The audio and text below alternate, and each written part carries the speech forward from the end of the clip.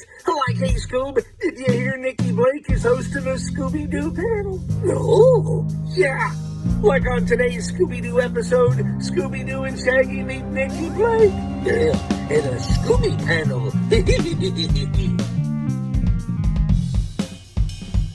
Like, we need to get this puppy started. Okay, Nikki Blake, take it away, Scooby-Doo.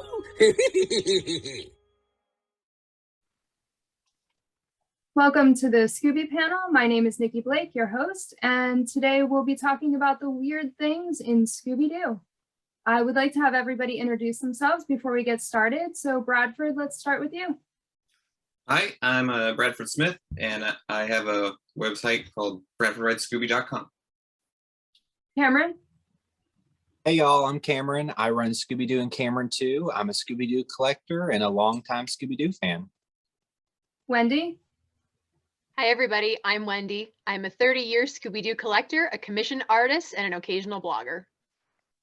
And Joel. Hey there, I'm Joel. I'm the guy behind the Planet Scooby YouTube channel. Usually I'm wearing a cheap dime store wig and a shoddy lab coat, but today I'm just going for normal Joel. And I also want to admit that my podcast is, or my YouTube channel is just a complete ripoff of Scooby-Doos and Scooby-Don'ts, and that I review a new Scooby-Doo episode every week. And I also have to confess that I am a Scooby addict. It's been like 23 minutes and 45 seconds since I last watched an episode of Scooby-Doo. And fortunately, I shouldn't get any withdrawal shakes because we are talking about one of the greatest dogs in the world. That's all I got to say. Yeah. Well, thank you guys all for being here. Let's jump right into our first topic, which is the destruction that the gang causes in pretty much every single episode. And no one says anything. They have destroyed priceless artifacts. They've destroyed airplanes and pretty much almost anything that they come into contact with. And the town never says anything. No one in the town says anything. Nobody is upset by this. They don't get arrested, nothing. It just seems really odd. So, Wendy, what are your thoughts on that? Yeah, I'll admit I watched about 5 hours worth of the Scooby-Doo show this afternoon while I was painting, specifically to kind of watch for things that we could talk about tonight. So I don't know if I would say that almost every episode they destroy something. Maybe in the original, like Where Are You? It's more prevalent because I wasn't watching that one, although I did watch a couple of them. I think that if you save the day, then you should get off the hook if you smash some priceless artifact. You know, in the Archie comics, Archie was always breaking some priceless Ming vase over at Veronica's house, and sure, her dad got mad and yelled at him, and sometimes the butler threw him out. But at the end of the day, you know, he makes Veronica happy, so Mr. Lodge lets it go. So I feel like if you're bringing, you know, a valuable suit of armor back to the museum where it was meant to go, and you destroy a T-Rex or Orville Wright's airplane, what's a few destroyed artifacts among friends? They solved the mystery. There was, you know, something nefarious going on in the basement, and now it's not. So I guess that just to show their appreciation for Scooby and the gang, it's like all water under the bridge. I have nothing to say about this that is redeeming in any way, shape, or form. They should be getting punished for doing all of these things. They should not be getting off the hook, I have to admit, because that one is the worst one. What a night for a night, because they are destroying things that really shouldn't be destroyed. A lot of the other episodes I can let it go because I don't really care if you mess up a couple of things here and there. But yeah, there's no good explanation for why they get away with it. In those serious situations like that's I got nothing. I can't defend them. I can't. Joel, what do you think? I kind of agree with Wendy. What a Night for a Night is the episode that stands out the most because they are in a museum destroying very valuable things. And I just, out of curiosity, I Googled how much a T-Rex skeleton would cost. And I think it goes for about 36 million in today's money, which is probably a little more than a Black Knight suit. And Scooby does it again in The Spirits of 76. And it's also weird that a T-Rex skeleton, like a fossil, is made out of minerals and stone, and it's not actual bone. So that's kind of weird too. And yeah, all these planes he destroys. And then there's that episode, Bum Steer for Scooby. They go into like a burial tomb and tamper with human remains. And I think they destroy a few artifacts in there that are just priceless, just not from a money point of view, but from a cultural, historical point of view as well.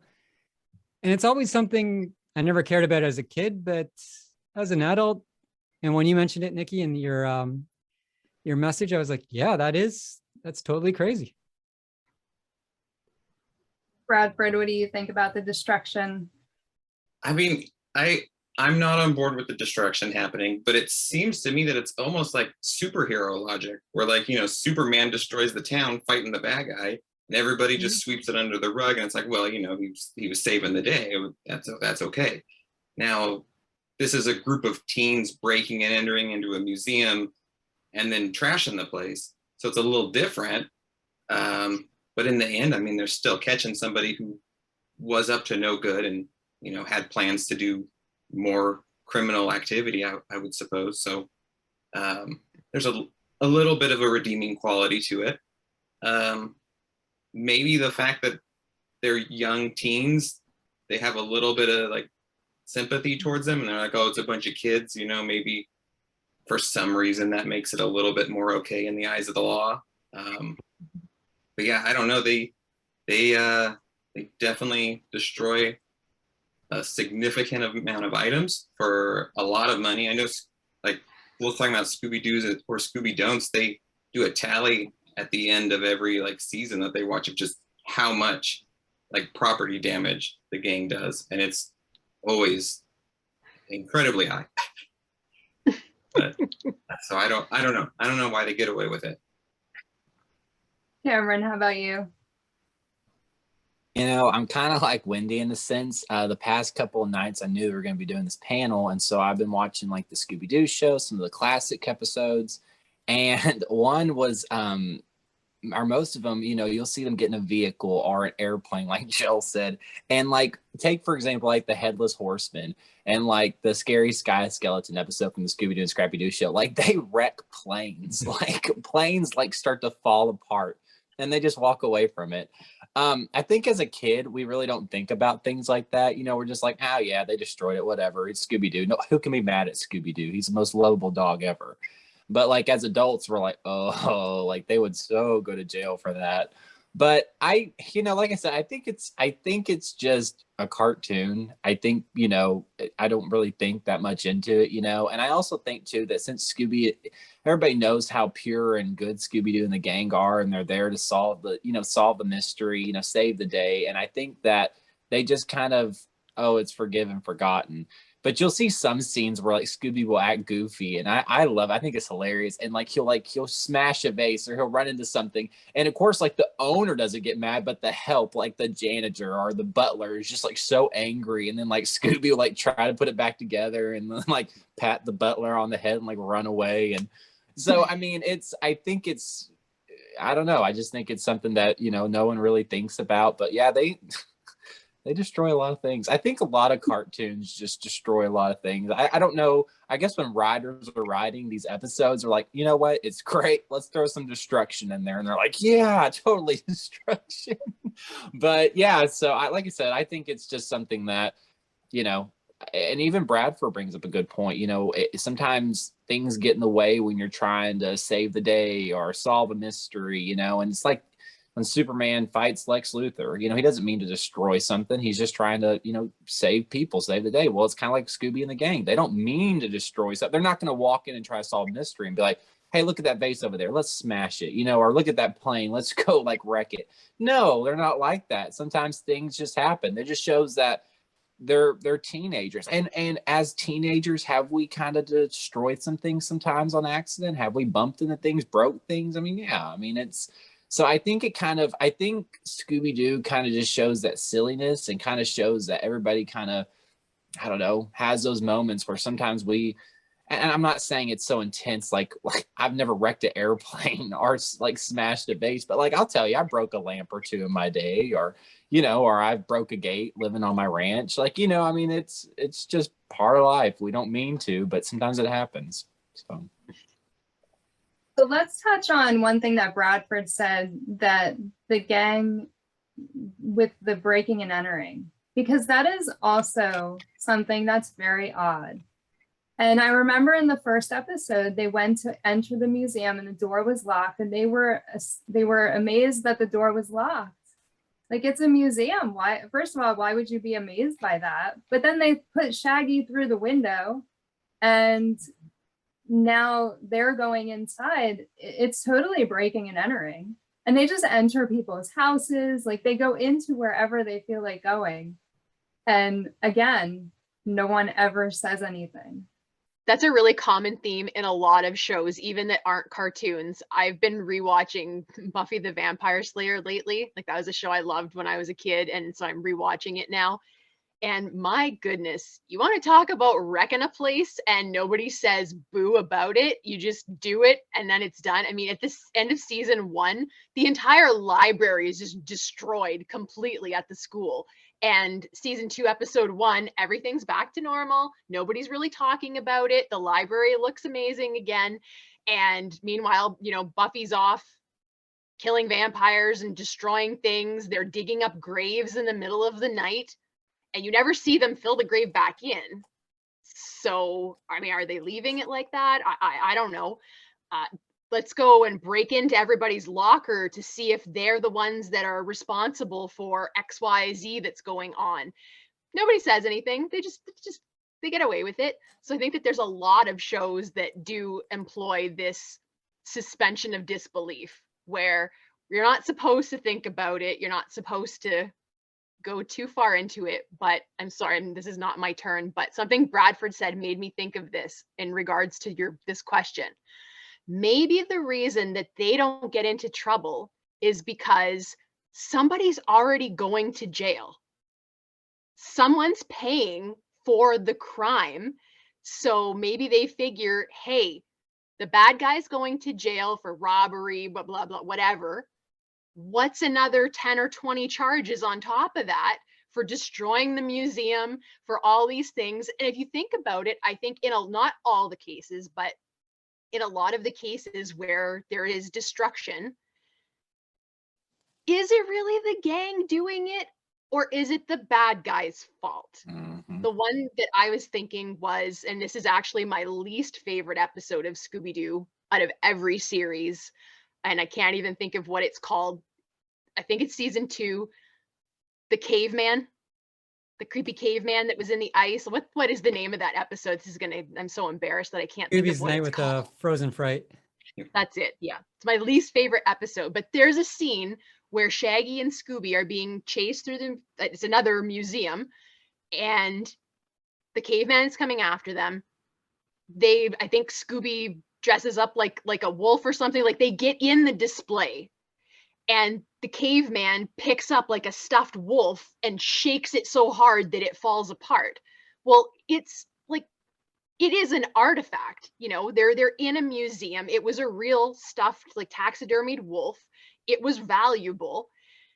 Technically, that wasn't their fault. They're not the ones that did that. The caveman did it, and he was just the criminal. So maybe that is a logical explanation, that somebody's already going to jail for doing something. Let's just blame everything on them, and the gang can walk away and go and blame more things on other people. It's possible. And I really think that WB should do kind of a where are they now with the villains, so that we can see, like, this is what they did, this is what happened to them after, and this is where they are now, whether they're in jail or they're out. I just think that would be fun, and something that they could do that, it would give us a little more background as to what happened. And, you know, yeah, it would just be fun. They're missing the boat on a lot of things. Well, I like what Wendy brings up about, and I'm Wendy, I like how you give a new perspective to it, because when I think about, like, you're right, it's sometimes I mean, it's really not the gang's fault, because you think about Foul Play at Funland. That's my favorite Where Are You episode with Charlie the Haunted Robot. Well, it was someone controlling Charlie to go around and, you know, to break things and to smash through. I mean, remember when they tried to catch Charlie and he smashed through like all those walls? I mean, so, I mean, it wasn't Scooby and the gang's fault. And then I also think about, and Wendy, I'm not trying to copy you, but it's honestly, I think it's, I don't know if it's season 1 or season 2 of the Scooby-Doo show, but it's an episode called The Spirits of 76. And it's where they go to that museum. I do not like that episode for some reason. It is just, like they just, like, there was no effort put into the villains for some reason. It was, I'm sorry, I just did not enjoy it. But again, here we go again with this trend of it was another museum, but it was like these 3 figures of like people in, I forget who they were, but these 3 villains were like people in the history, and they were running around like throwing things, smashing things, and I mean, like, a lot of like expensive, like, valuable stuff at the museum was destroyed, and the gang couldn't do anything about it because they got locked in, you know. And so they were trying to get out. They were trying to find Scooby. They were just trying to find their dog, and it's like these villains were just destroying everything. So I'm glad you brought that up, Wendy. So I think you're right. I don't think it's, I mean, and sometimes while I say Scooby, has he busted some things, and Shaggy as well? Yeah. But for the most part, most of the destruction, I think, comes from the villains. So I mean, like I said, I don't know. And as far as it goes, you know, it's, you know, sometimes you wonder, was it really necessary for the villain to destroy all that stuff? You know, I mean, they'll be running, and I mean, it's just like a chase scene, and all of a sudden you see them pick up like this thing, like, whereas a human being could not pick it up, but yet they're in a costume and they just throw this like gigantic thing, and it's like, was that really necessary? As an adult watching, and then as a kid watching, I'm like, oh, heck yeah, destroy more things. And I'm like, oh, hang on, wait, hold on, how does this compare? But yeah, so I don't know the villain's motives all the time, but yeah, I can see how it can be the villain's fault versus being the gang's fault. Yeah, I could even see you, you know, if you're in a court of law and you're trying to put these charges on these villains, maybe making a case for the fact that these things got destroyed by the gang because they were being chased by these monsters. They thought this was a real monster. It was chasing them around through this thing. You know, they ran into some stuff that's not really on them. They were, you know, scared for their life. They had every, you know, reason to be running around. So yeah, I mean, maybe that's how they get away with it. Yeah, that would make sense. Does anybody have any thoughts on the breaking and entering aspect of it, Joel? You make a very good point with that breaking and entering, and it always surprises me too when they do bust in and someone's in there, the people act like it's completely normal. They're like, oh yeah, and they just tell them their life story and all their problems, and thank you for helping, thank you for showing up. But it's, I don't know if it had to do with the times in the 60s and 70s. Probably not. I think a lot of people would probably have a shotgun that they'd be facing against these people breaking in their house. I'm in Canada. We don't really have guns kicking around the house or anything, but I'd be throwing some couch cushions or a chair at anyone who barged into my house for sure. And there are other occasions too, where they'll knock on doors too. I think if they see the lights on, they'll knock. Lights are off. It's just like free for all. And I think I recently saw it too in the Joker episode, the dynamic duo affair. I think they go in that house and the lady's sleeping upstairs. They just bust in at midnight and this old lady comes down and she's like, oh, you know, just acts like everything's normal and just, yeah, it's just the weirdest thing. Like you mentioned, Nikki. It is really odd that they get away with so much. And I understand, first of all, disclaimer, we all get it's a cartoon. Yes. But it, you know, to me, I feel like kids learn a lot from the cartoons that they're watching. So are they learning that it's okay to just walk into somebody's house, or it's okay to just take something and throw it and break it and, you know, there's no consequences? You know, I'm not saying that every life lesson comes from a cartoon, and of course parents should be teaching their kids what's right and wrong, but you know, I think that some kids do learn some things from cartoons, just like they're picking up the good lessons that we've talked about before. They're probably picking up some bad stuff too. Bradford, do you have anything else to say about the breaking and entering aspect? Well, I think if they did a Where Are They Now with the villains that you're talking about, Nikki, there's a good chance none of these people are in jail because, you know, besides they're breaking and entering, they're tampering with evidence. I mean, I'm sure if they had good lawyers, all these villains are just back on the streets. They probably had no issue getting out. But I mean, like Wendy was saying, a lot of shows, you know, if you really are looking at it, they're tampering with evidence. You know, they're not handling things properly because they're not, you know, trained to do so. They're just, you know, civilians walking around solving mysteries and crimes and stuff. But yeah, I don't. Besides the fact that they're walking into people's houses, you should also wonder why these houses were all unlocked in the first place and they can get through the front door. I mean, I know with the museum, they put a ladder up, jacked it up even higher, and then made Shaggy jump from it just to get in a window. But a lot of these other places seem like they're just, a lot of them are like open and they just can go right in. So maybe, I mean, maybe that's not even on them then either. And that, I don't know. You shouldn't be walking into people's houses at random, but they shouldn't always be unlocked, I guess. I don't know. I think at the time, a lot of people kept their front doors unlocked. I think it was just everybody thought everybody was safe and nothing bad would ever happen. So they all just kept their doors unlocked for people to come in and go as they pleased. And I think I gotta say, I mean, I'm not saying breaking and entering's a good thing, but like for them to like solve the mystery and like to make it fun, I mean, I kind of see why they had to break and enter in certain mysteries because like, okay, if I mean, I don't know, I can't think of episodes right off the top of my head, but I know there's been episodes where a monster has like taken it. Okay, think of this one. What am I thinking of? Oh, okay.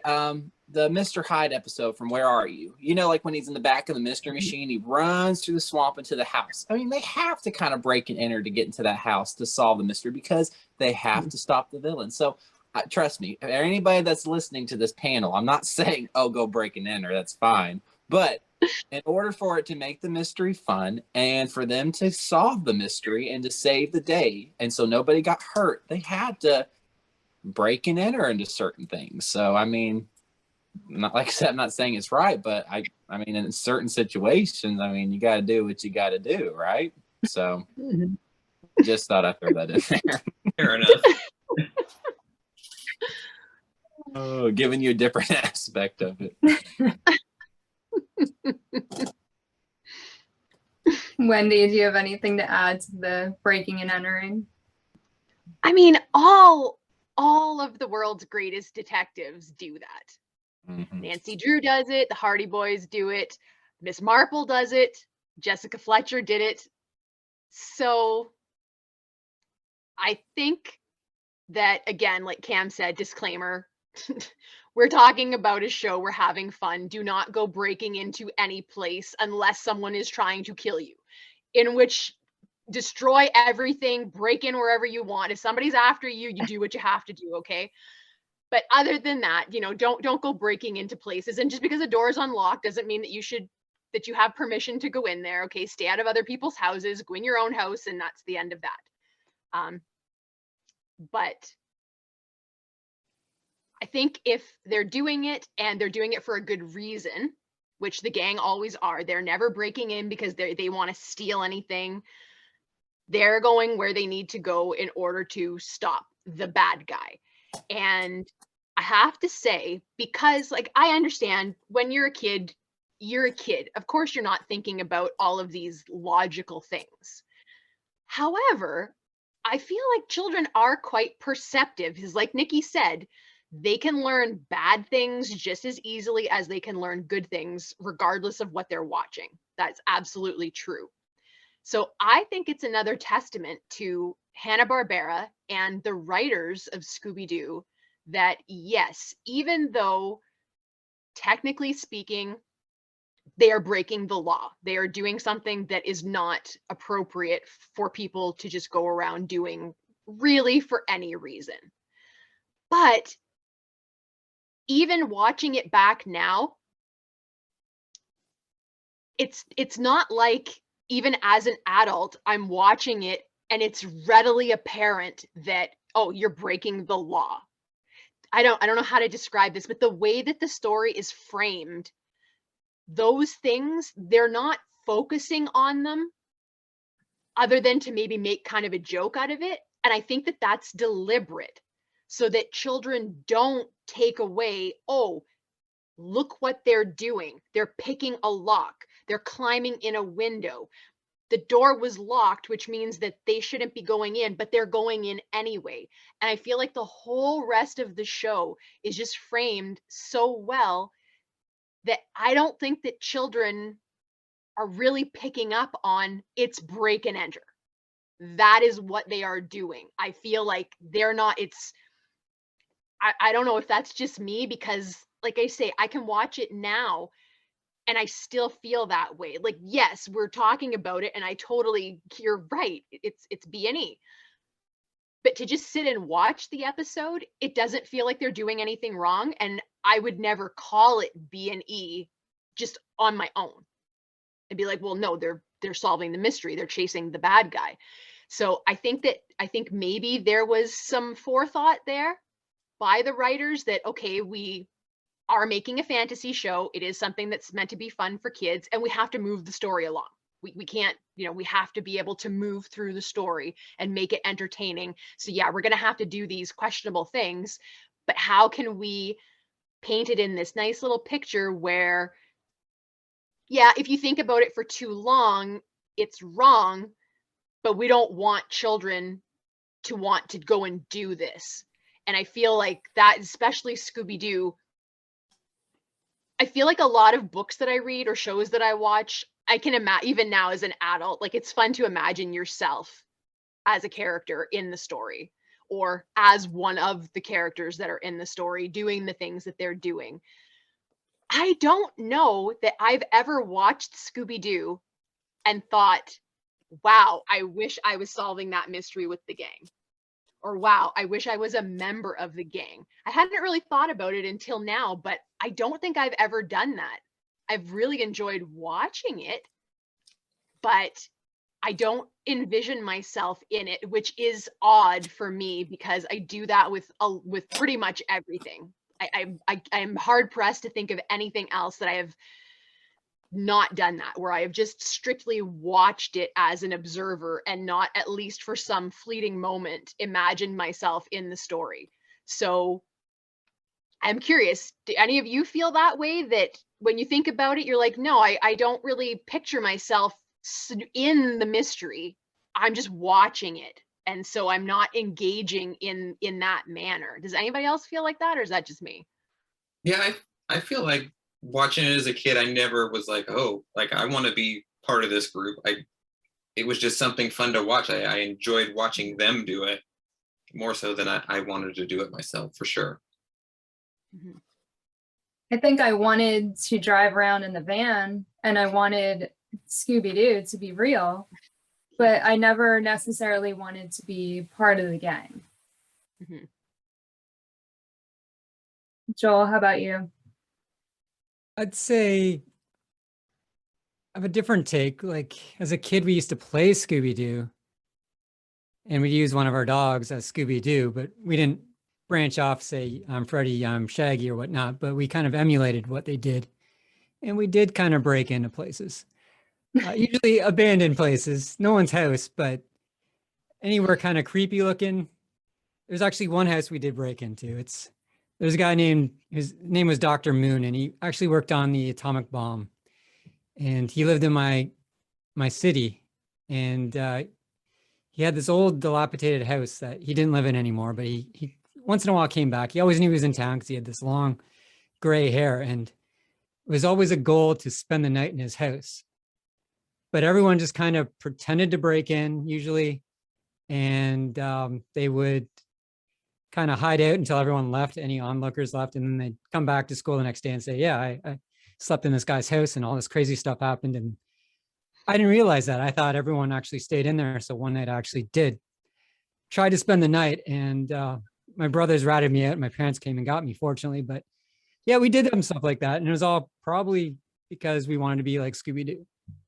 But I grew up in the 80s and 90s. So we're a lot dumber back then. Cameron, what about you? Did you ever want to be part of the gang?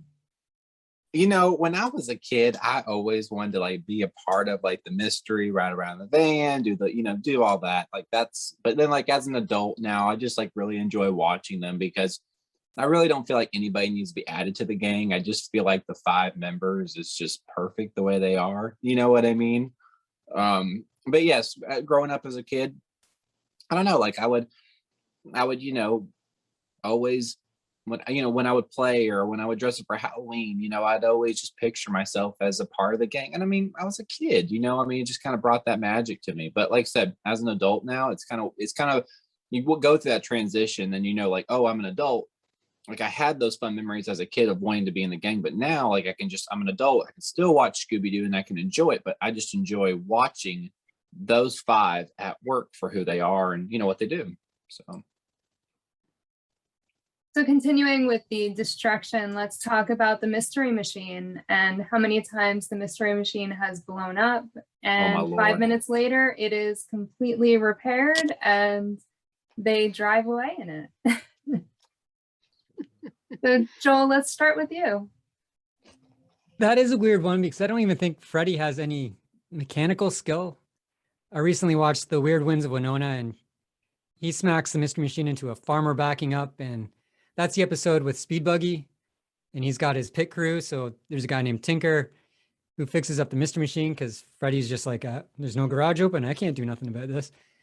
And I was also thinking about this too. In a lot of episodes, sometimes Scooby and Shaggy always try their hardest to fix up the mystery machine. It's always an opportunity for them to run into the villain, but they're always in a hurry to fix up their mystery machine so they just can get away from the danger, the villain and whatnot. So maybe that's just going on in the background and we don't notice, but I have no other reason other than thinking the mystery machine's like Christine from Stephen King, where it's possessed and can fix itself. I got nothing besides that. Bradford, what do you think about the mystery machine just being repaired? I mean, kind of what Joel was saying, like not so much Christine, but like, I mean, get a clue and be cool Scooby-Doo. The mystery machine has some weird abilities. Like it's turning into spaceships and it's becoming a submarine. So, I mean, I wouldn't put it past Fred to have, had something put into the mystery machine that would repair it. I think Be Cool Scooby-Doo even has that one that makes it look like it was damaged. So maybe he's got one that works in the opposite direction, somehow magically fix itself.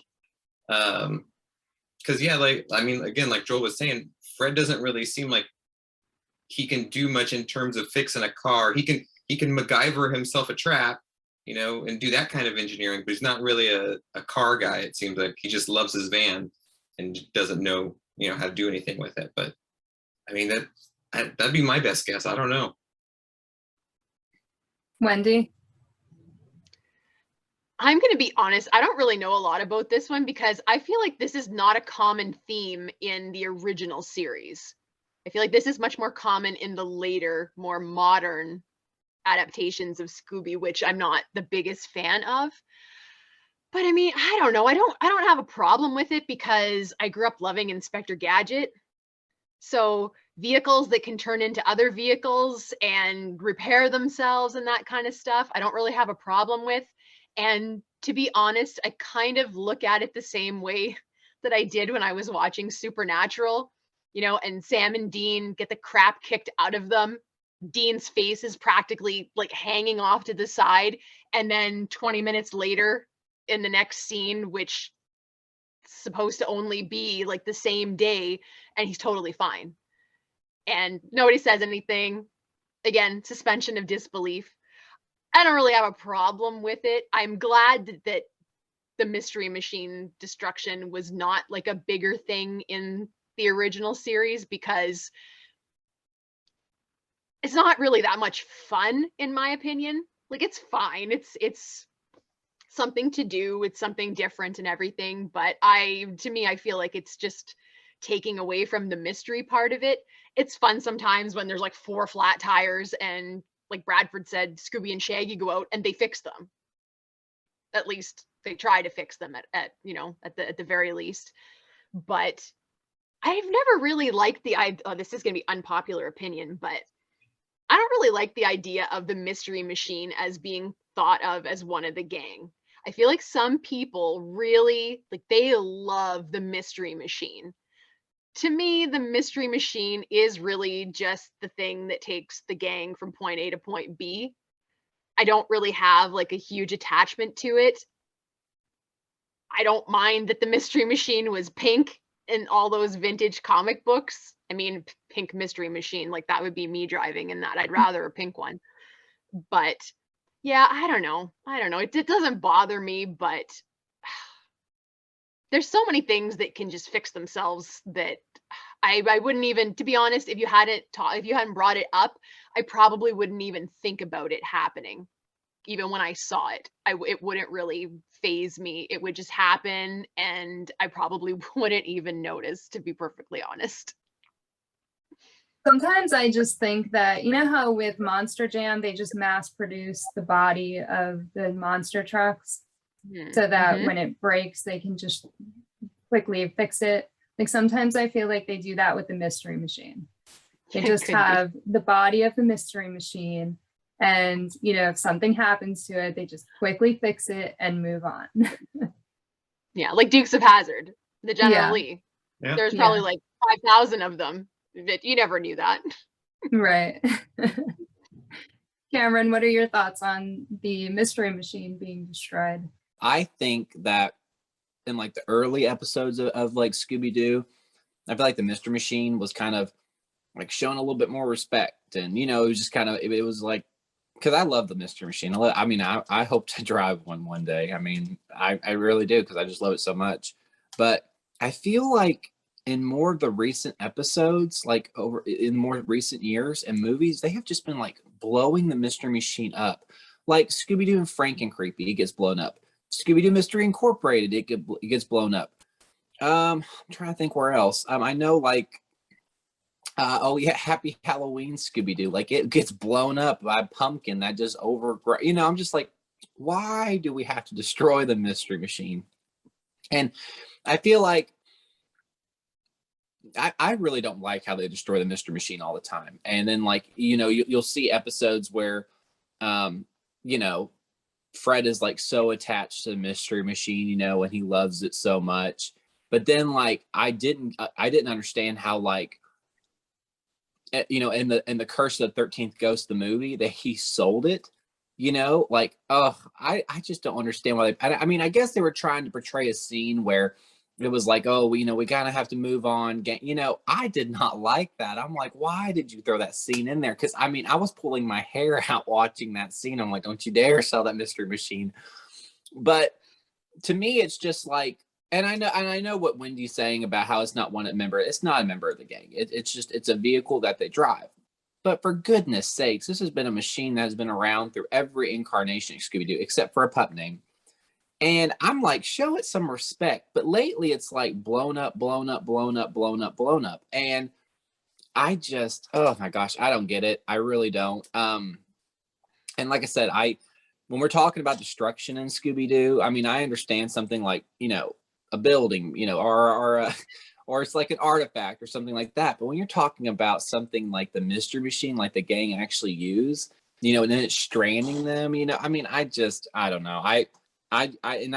People may disagree with me, but I just don't think that them making a big deal about blowing up the mystery machine or it, I can understand it breaking down.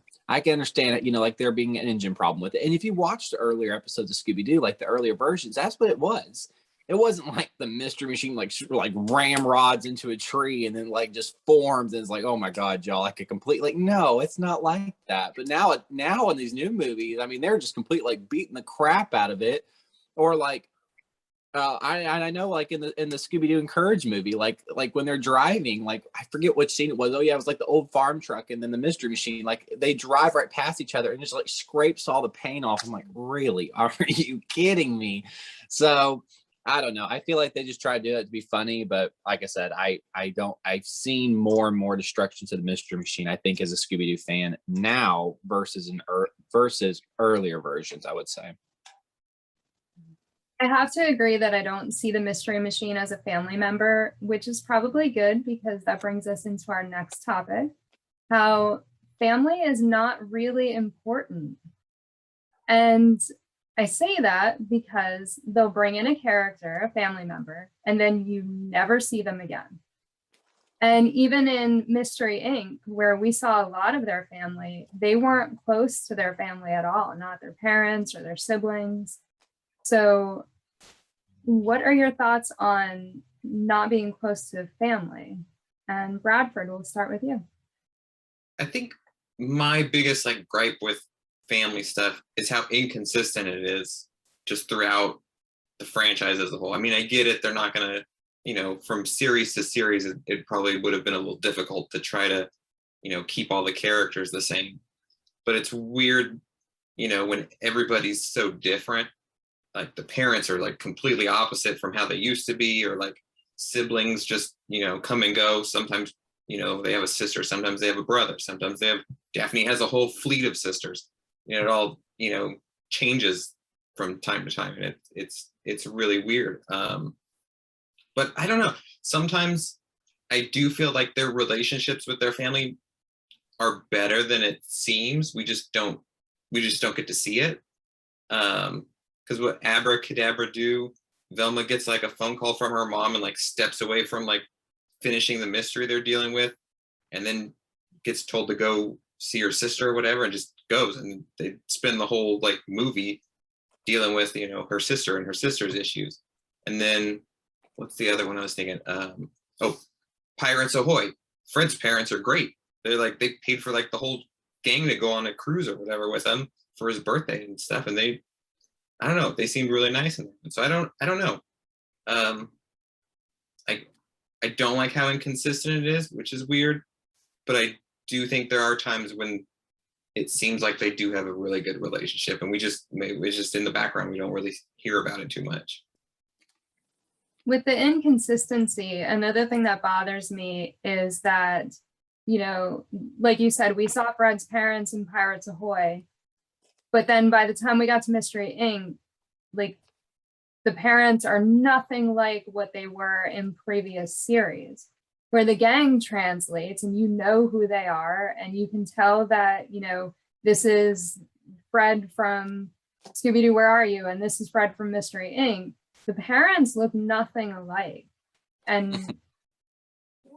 to me, I feel like there should be some kind of consistency where at least like they translate from the Be Cool or the Pup Named Scooby-Doo style to like the Mystery Inc. style, you know? Yeah. Joel, what are your thoughts on the family?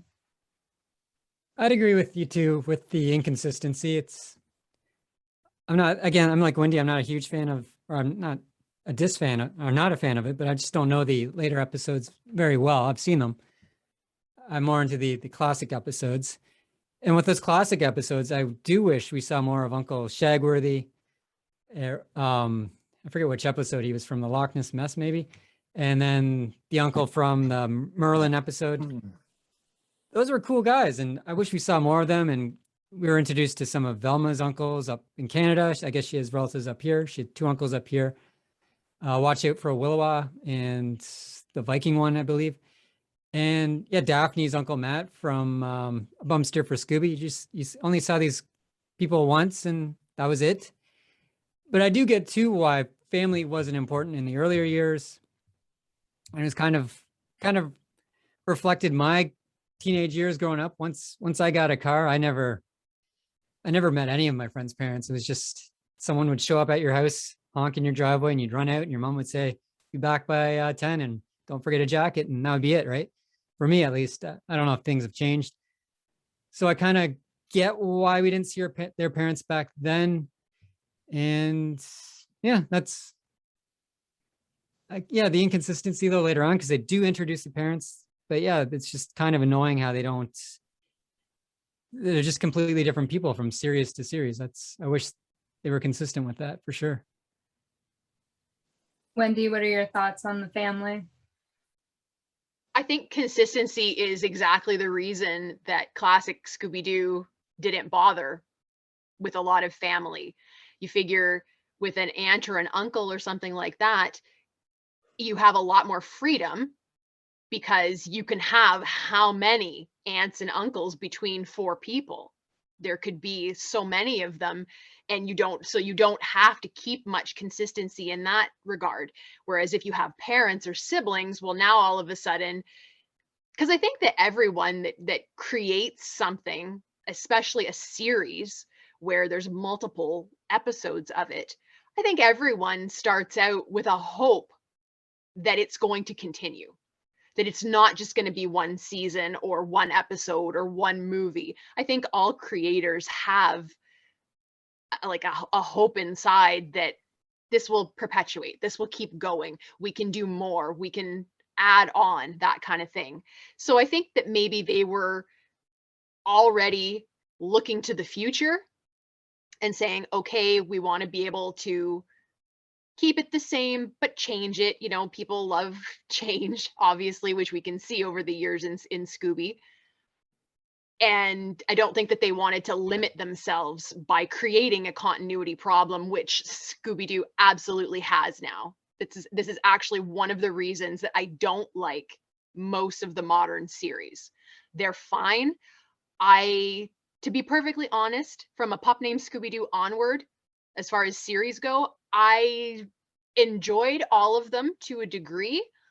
I don't really consider any of them to be part of the Scooby canon.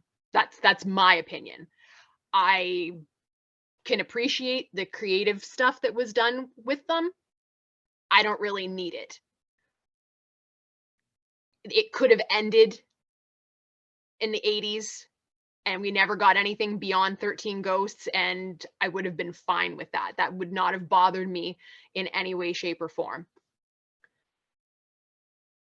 I actually don't, I know, and this is, again, uncommon opinion, because I know that I think anybody because we've touched on this briefly on the panels before, and I feel like most people, pretty much everyone is like, yeah, I want to see more family and stuff. I really don't. I have no desire to see Fred's parents or Daphne's parents or to know about their siblings, because it's like, what's it got to do with the mystery? Absolutely nothing. It has nothing to do with anything. And I think this brings up fantasy versus reality. When we sit down to watch entertainment, we want to be entertained. What do we want? The whole point is that it's a break from reality. Usually, you're running towards entertainment because reality kind of sucks sometimes, and you need something to alleviate the negativity in reality. So I feel like if they were to bring in family to any degree that would require continuity, I think it opens up the door to then introduce conflict and drama.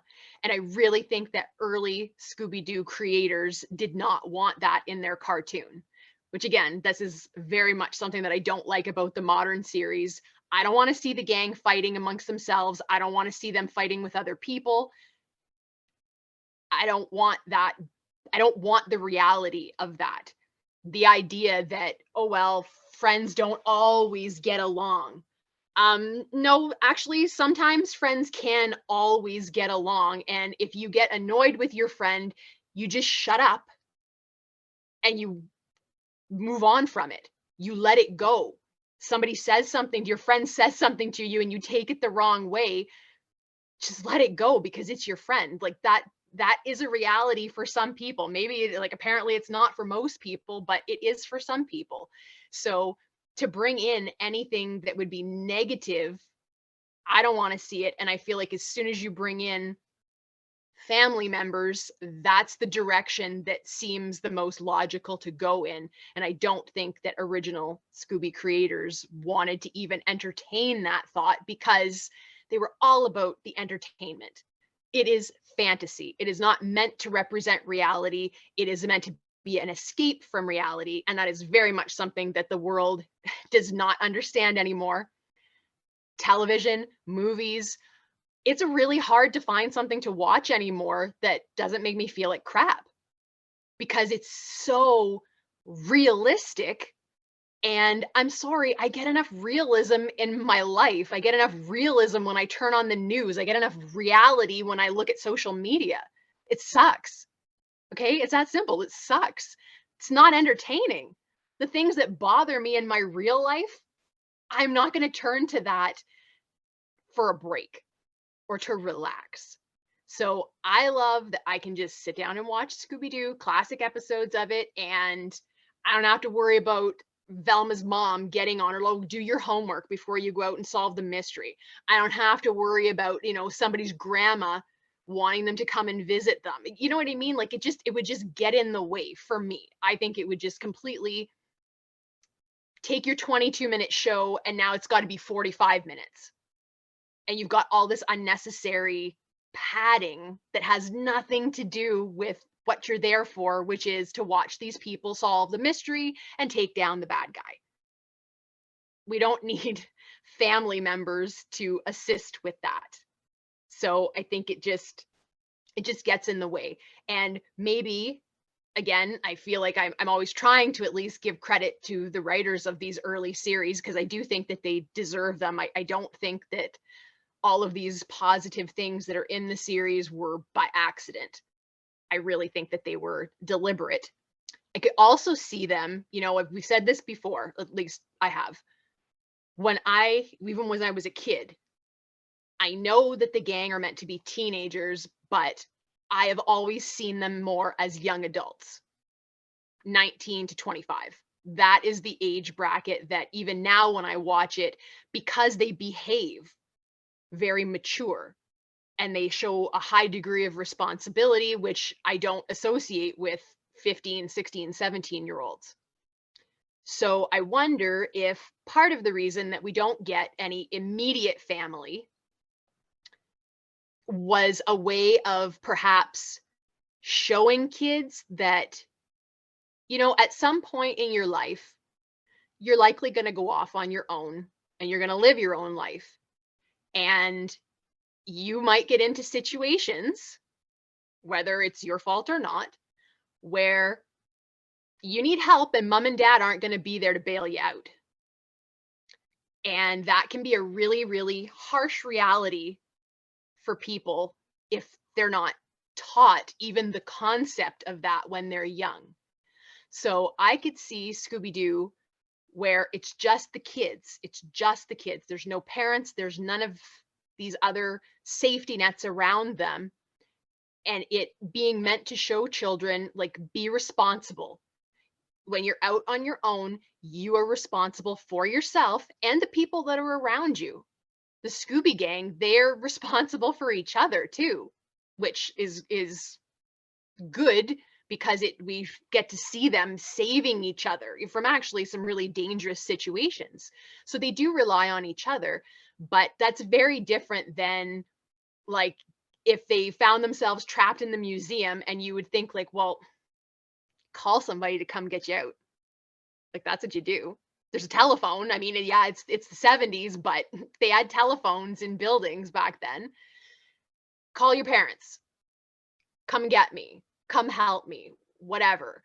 And it's great if you have parents that will do that. Like, I'm very fortunate that that is the case for me, but not all kids have that. And I think they were aware of that. And perhaps that is one of the reasons that they were like, no, we're not going to have extra characters that, number one, don't add anything to the story, but also let's show, like, if you want a dose of realism in your cartoon, let's show kids what happens when they go off on their own and they run into trouble, and try and teach them responsibility and maturity, because the gang gets into some pretty hairy situations, and a lot of times they're not asking for help, but they do need help from an external character.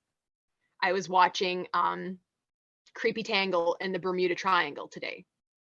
And I think it's that one where they get trapped and the old sea dog, who is actually like a police officer or some kind of an inspector, he lets them out. He sees them get stuck in there and he lets them out. And they needed that help. So I think that's great that we get to see that hopefully a good Samaritan sometimes is there to help you. But for the most part, you know, when you go off on your own, you need to expect that you are going to have to look after yourself. And if we knew that Daphne's parents were on speed dial, or we knew that Freddie's mom and dad would come and get him no matter where he was, that would send another positive message. But I think it would clash with a lot of the other things that the show was trying to teach kids about being responsible. Because again, I think everybody would agree that perhaps the target demographic was younger children, 8 or 9 years old. But I think a lot of at least preteen kids were watching Scooby-Doo when it was airing, because it does have that mature vibe without being inappropriate. I think that I really think that they put a lot of thought into all of the things that they did, considering who would be watching and what they could perhaps show them, you know, because so many kids, if they don't know what's out there, they're not prepared. And I can't imagine anything worse than living a very sheltered life for 18 years and then having my parents be like, "Okay, go live your life." And all of a sudden getting slapped in the face with reality. And the reality being that the world is full of awful people. Okay, you are more likely to run into an awful person than you are a good one. I don't care if people disagree with that. That's my opinion. I think there are more bad people than there are good people. And people, you do your kids a great disservice if you don't teach them that they need to be careful and that you're not always going to be there to bail them out if they find themselves in hot water. So I don't know. I don't really need any family members in the gang. Everybody else seems to want them, and that's fine, but I'm good without them because I can see benefits to not having that level of realism in a cartoon for kids. Definitely think the whole dynamic of the show would have been different too if the parents were more involved. That's If true. they were calling their parents all the time, it would have totally changed everything about the show. Yeah, agreed. Cameron, what are your thoughts on family members not really being important and just family in general?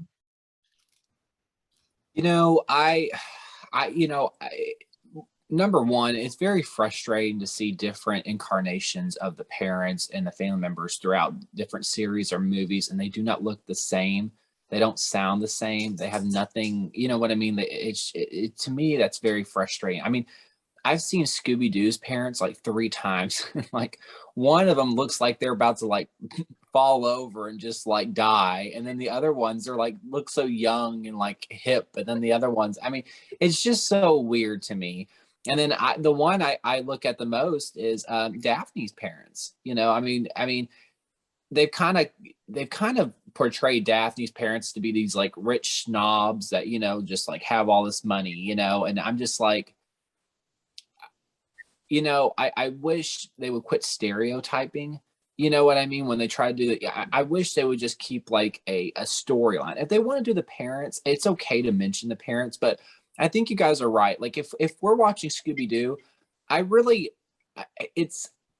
don't want to like focus. I mean, if we're focusing on mystery, I want to focus on the mystery. I don't want to focus on the family life. And like I said, nothing against it. I mean, one episode that really comes to mind is the Creeping Creatures from Scooby-Doo Mystery Incorporated, season 1, episode 2. I remember in that episode, the Mystery Machine breaks down in Gatorsburg, and they call their parents. Each member of the gang calls their parents, and then it's like, "Oh, sweetie, like it's spa night with your father," or like I mean, they make up all these excuses, and to me, I really did not like that, because to me it was Okay, well, I mean, I understand why the parents didn't come, like why the writers didn't have the parents come, because it would just screw the whole mystery up. Like it's actually a parent, coming in, it just wouldn't have worked. But I didn't like how it was like the parents just pushed the kids away, like they knew the kids were in danger. To me, it was like they could have cut that scene. Like why? Like I'll be honest with you, and I know there's some people out there and they don't have the best relationship with their parents, but like if I was stuck in the town, I called my mom, she would drop whatever she's doing and come. And to me, it's like the gang are so wholehearted. But in like, I'm using Mr. Incorporated as an example. It was like their parents didn't even care what they were, where they were, what they were doing. And some of them were diabolical. Some of them just like didn't even care. Some of them were like really like, I remember Shaggy's parents were rude to Scooby, and I really did not like that.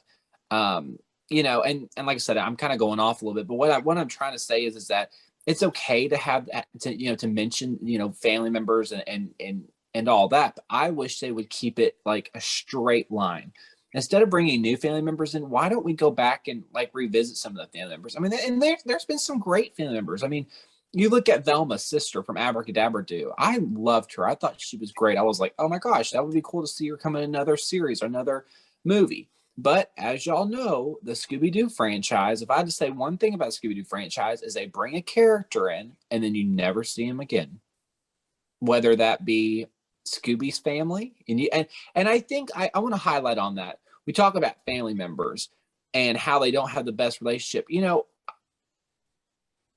Scooby-Dum and Scooby-Doo are very well respected and loved in the Scooby-Doo community. And Scrappy too. But to me, I did not like how they portrayed Scrappy in the Scooby-Doo movie. To me, it was just like they completely threw that away. And then for Scooby-Dum and Scooby-Doo, you barely used them, and they were such fun characters. I mean, yes, everybody was really confused of how they were all cousins, and yet Scooby-Dum and Scooby-Doo were hitting on Scooby-Doo. I mean, it was very weird, but as a kid, we're like, oh, okay, like right over our heads. But I guess the whole, I guess the whole thing is that we see some family members in some scenes, and then we don't see them again. If we're going to keep the family around or mention them or bring them up in little cameos, what'd be really cool is if they did like a little special where it kind of gives some like if people are so, and I will say there's a lot of people out there that want to know everything, like all the background about Shaggy and all the background about Vel. And I'm thinking to myself, guys, I understand that, but they are cartoon characters, and I don't think they give that much in depth about the gang. I mean, when Scooby-Doo, Where Are You started back in September 13th, 1969, it wasn't like Shaggy's like, hey guys, or hey mom and dad, love y'all, I'm going on to solve a mystery. No, it's just the trucks coming down the road, and you see Scooby and Shaggy walking home from it. I think it was from the movie theater or something like that. But we never really see them interacting with their family. And I mean, even take, for example, the 2020 movie Scoob. We see Shaggy, but his mom says, oh, hey, Norville, get ready for Halloween. You got to go, I mean, you don't really see the parents, do you? I mean, you hear them. You hear Shaggy's mother, and that's it, So, I don't know. I mean, like I said, I'm kind of like Wendy in a sense. I don't really think they need to be heavily involved, but it would be nice for them to, make all the parents look the same from whatever they're doing and start that continuation of the story, whether Shaggy's mom pops into a scene or something like that. Because I will say it's very frustrating. And I know people may argue and say, well, Cameron, there's like a Scooby multiverse and there's different incarnations and there's different timelines. I agree. There's different timelines. There's different, universes are different. You know what I mean? But it's still frustrating how we don't always get backstories and how we have family members that are really cool characters and it's like they're thrown away, and I don't appreciate it. I really don't. I think that we need to be respectful if we're going to be bringing in these characters. And I guess I'm saying this a lot as being respectful to these characters because I would give anything to see Scooby-Dum and Scooby-Doo and Scrappy and some of Scooby's family. I mean, there was like Yabba-Doo and Whoopsie-Doo and all these cool Scooby-Doo family members, that I'm just like, why can't we get them back? I mean, is this just like a tease to us Scooby-Doo fans and then you just want to throw it away? So I don't know. I hope that if they start to do more family in the future, I hope they start to pay a little bit more tribute, and I hope they pay a little bit more respect to these characters, because I mean, I have so much respect for all the cartoon characters for Hanna-Barbera that they bring in, and and I just don't want to see them, not be ever have screen time again. And I know that later this year, and Nikki, I've heard you say it too, that with this Scooby-Doo reunion that we're supposed to be getting, I really do hope that they start bringing in some of these characters that us fans have been waiting around for 30, 40 years, that we haven't seen in a while. So that's kind of where I stand on the subject. Yeah, I was wondering if they were going to start bringing back family members that we haven't seen for that reunion show. That maybe it's going to be kind of like a, how the Friends reunion. I don't know if any of you watched that, but they brought some of the supporting characters back, and they did like little segments with them. Maybe that's what they're going to do with this reunion show. They haven't really said much else other than there's a reunion show coming. So yeah. So talking about supporting characters, we can move on to the crazy things with the villains. And Cameron, you did bring up one of those things, how the villains seem to have superpowers when they're in their costumes. They can lift things and throw things and shoot fire out of their hands and just do crazy things when they're in these costumes that they definitely would not be able to do if they weren't wearing the costume. So Cameron, what are your thoughts on that?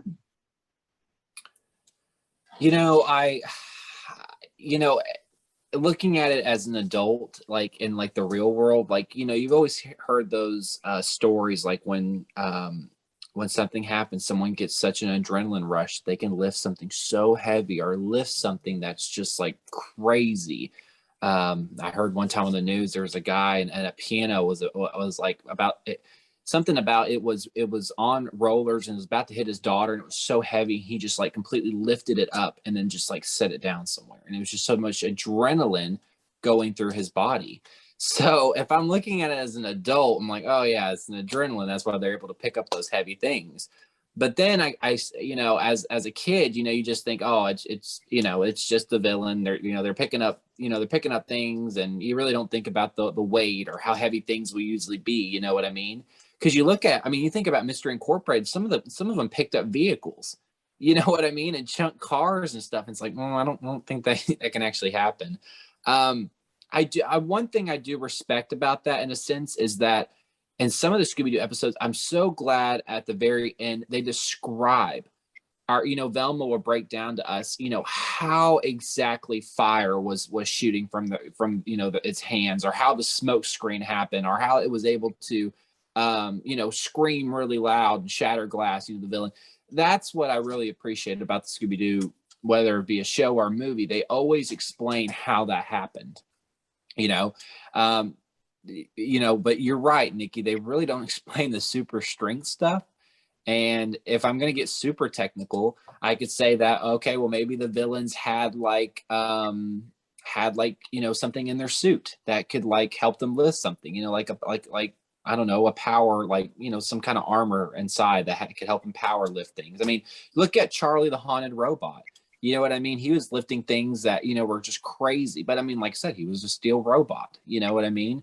But for some of these villains, though, and I will say, I mean, there is some villains that where they're just like, they're not wearing like a real costume. You know what I mean? Like there may be like a mask and a hat, but they're just wearing regular clothes. And yet they're lifting stuff like that. So I think, and it's really not explained. So now watching it back as an adult, it's kind of a little frustrating because you're just like, I want to know how and why. But I don't know. Maybe it was just something that they thought it'd be funny to throw in there, or they thought, oh, this monster was just kind of in a chase scene. Because usually when they're throwing something, it's usually when Scooby and Shaggy are in a chase scene with the monster. You know what I mean? And so, like I said, if somebody was like going to get super technical, I would say either they have something powered in their suit, or I don't know, they're probably going through adrenaline, running around acting like a monster. I don't know. that would be my best guess. I like I said, I do appreciate how they do explain certain things in there. I do feel like on some things, you know, I feel like things were kind of taken to the extreme. Like you see some, you know, like in the Scooby-Doo movie when the Luna ghost flies down, you know, it's like he takes like these lighters and he's just like flame throwing, you know, at Scooby and Shaggy, like fires going. And I'm just like, do we really have to, you know what I mean? Do we really have to add that? And so, you know, there's some villains that, you know, you just look at them and you're like, oh my gosh, like there's some things they do. And then you know what? And I will say there's some things that they have had happen where they're like, you know, whether they're throwing fire or they're, you know, echo screaming or they're, you know, or I don't know, whatever else they do. But, you know, sometimes it doesn't get explained. And I feel like sometimes they just try to sweep that under the rug when they're doing the writing of Scooby-Doo, like, oh, don't worry about it, you know, and it's just like, but as Scooby-Doo fans, it's like, we want to know every inch and aspect of how that, you know what I mean? Like, and I think you guys can agree with me as like, I know the five of us are diehard Scooby-Doo fans. So when we watch an episode, like we're like real, like we're nitpicking everything that goes along. Maybe not as kids, no, because we just watch it just to have fun. But now as adults, like I'll be honest with you, I grew up on Scooby-Doo, Where Are You? And the Scooby-Doo Show. Like those are and Pup Named Scooby-Doo. Like those three shows were like I loved them so much. But like as a kid, like some crazy things would happen. And I was like, oh, okay, just pass over my head. But now like when I sit down and I watch these shows now, I'm like, okay, well, hold on, this doesn't make sense. And granted, I know, like you said, we're watching a cartoon, but still, like, you know, and this is gonna sound weird, and I don't know if other Scooby-Doo fans do this, but I don't know why I would love to see it, but I would have loved if they would have done like a real life Scooby-Doo series, and they would have remade like the Scooby-Doo Where Are You? The Scooby-Doo Show, but it would have been like in real life, you know what I mean? Like kind of like how like they went to Funland, like and actually like make Funland and like, you know, like the Matthew Lillard and all them, like that would have been cool if they would have made a series out, you know what I mean? Because they did so great on the movies, I think. And it would have been cool to see them like actually like recreate it. Well, then like, you know, how are you going to explain some of the things that the monsters did from the cartoon, you know, taking it over to real life, you know what I mean? So like I said, it's some things that as fans we think about, we wonder how it's going to happen. But I think, you know, you kind of have to revert to that childhood you had and just kind of like, okay, it's over our heads. It happened. I don't know. I don't know how. So, yeah, my answer is adrenaline or powered suits. Joel, what are your thoughts on the villains having superpowers? I kind of look at it like, so I'm thinking we're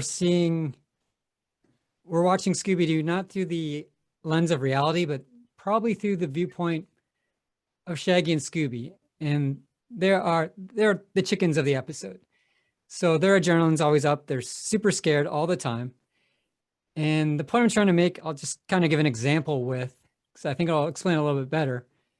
When I was 8 years old, my dad brought me to the fair, and he's cheap. So I think he threw me over the fence and said, I'll be back in a couple hours, just come to the front. So I had nothing to do. I had no money. And there was a haunted house in the Midway, and I just spent most of my time watching this haunted house attraction where kids would go in and they'd come out screaming.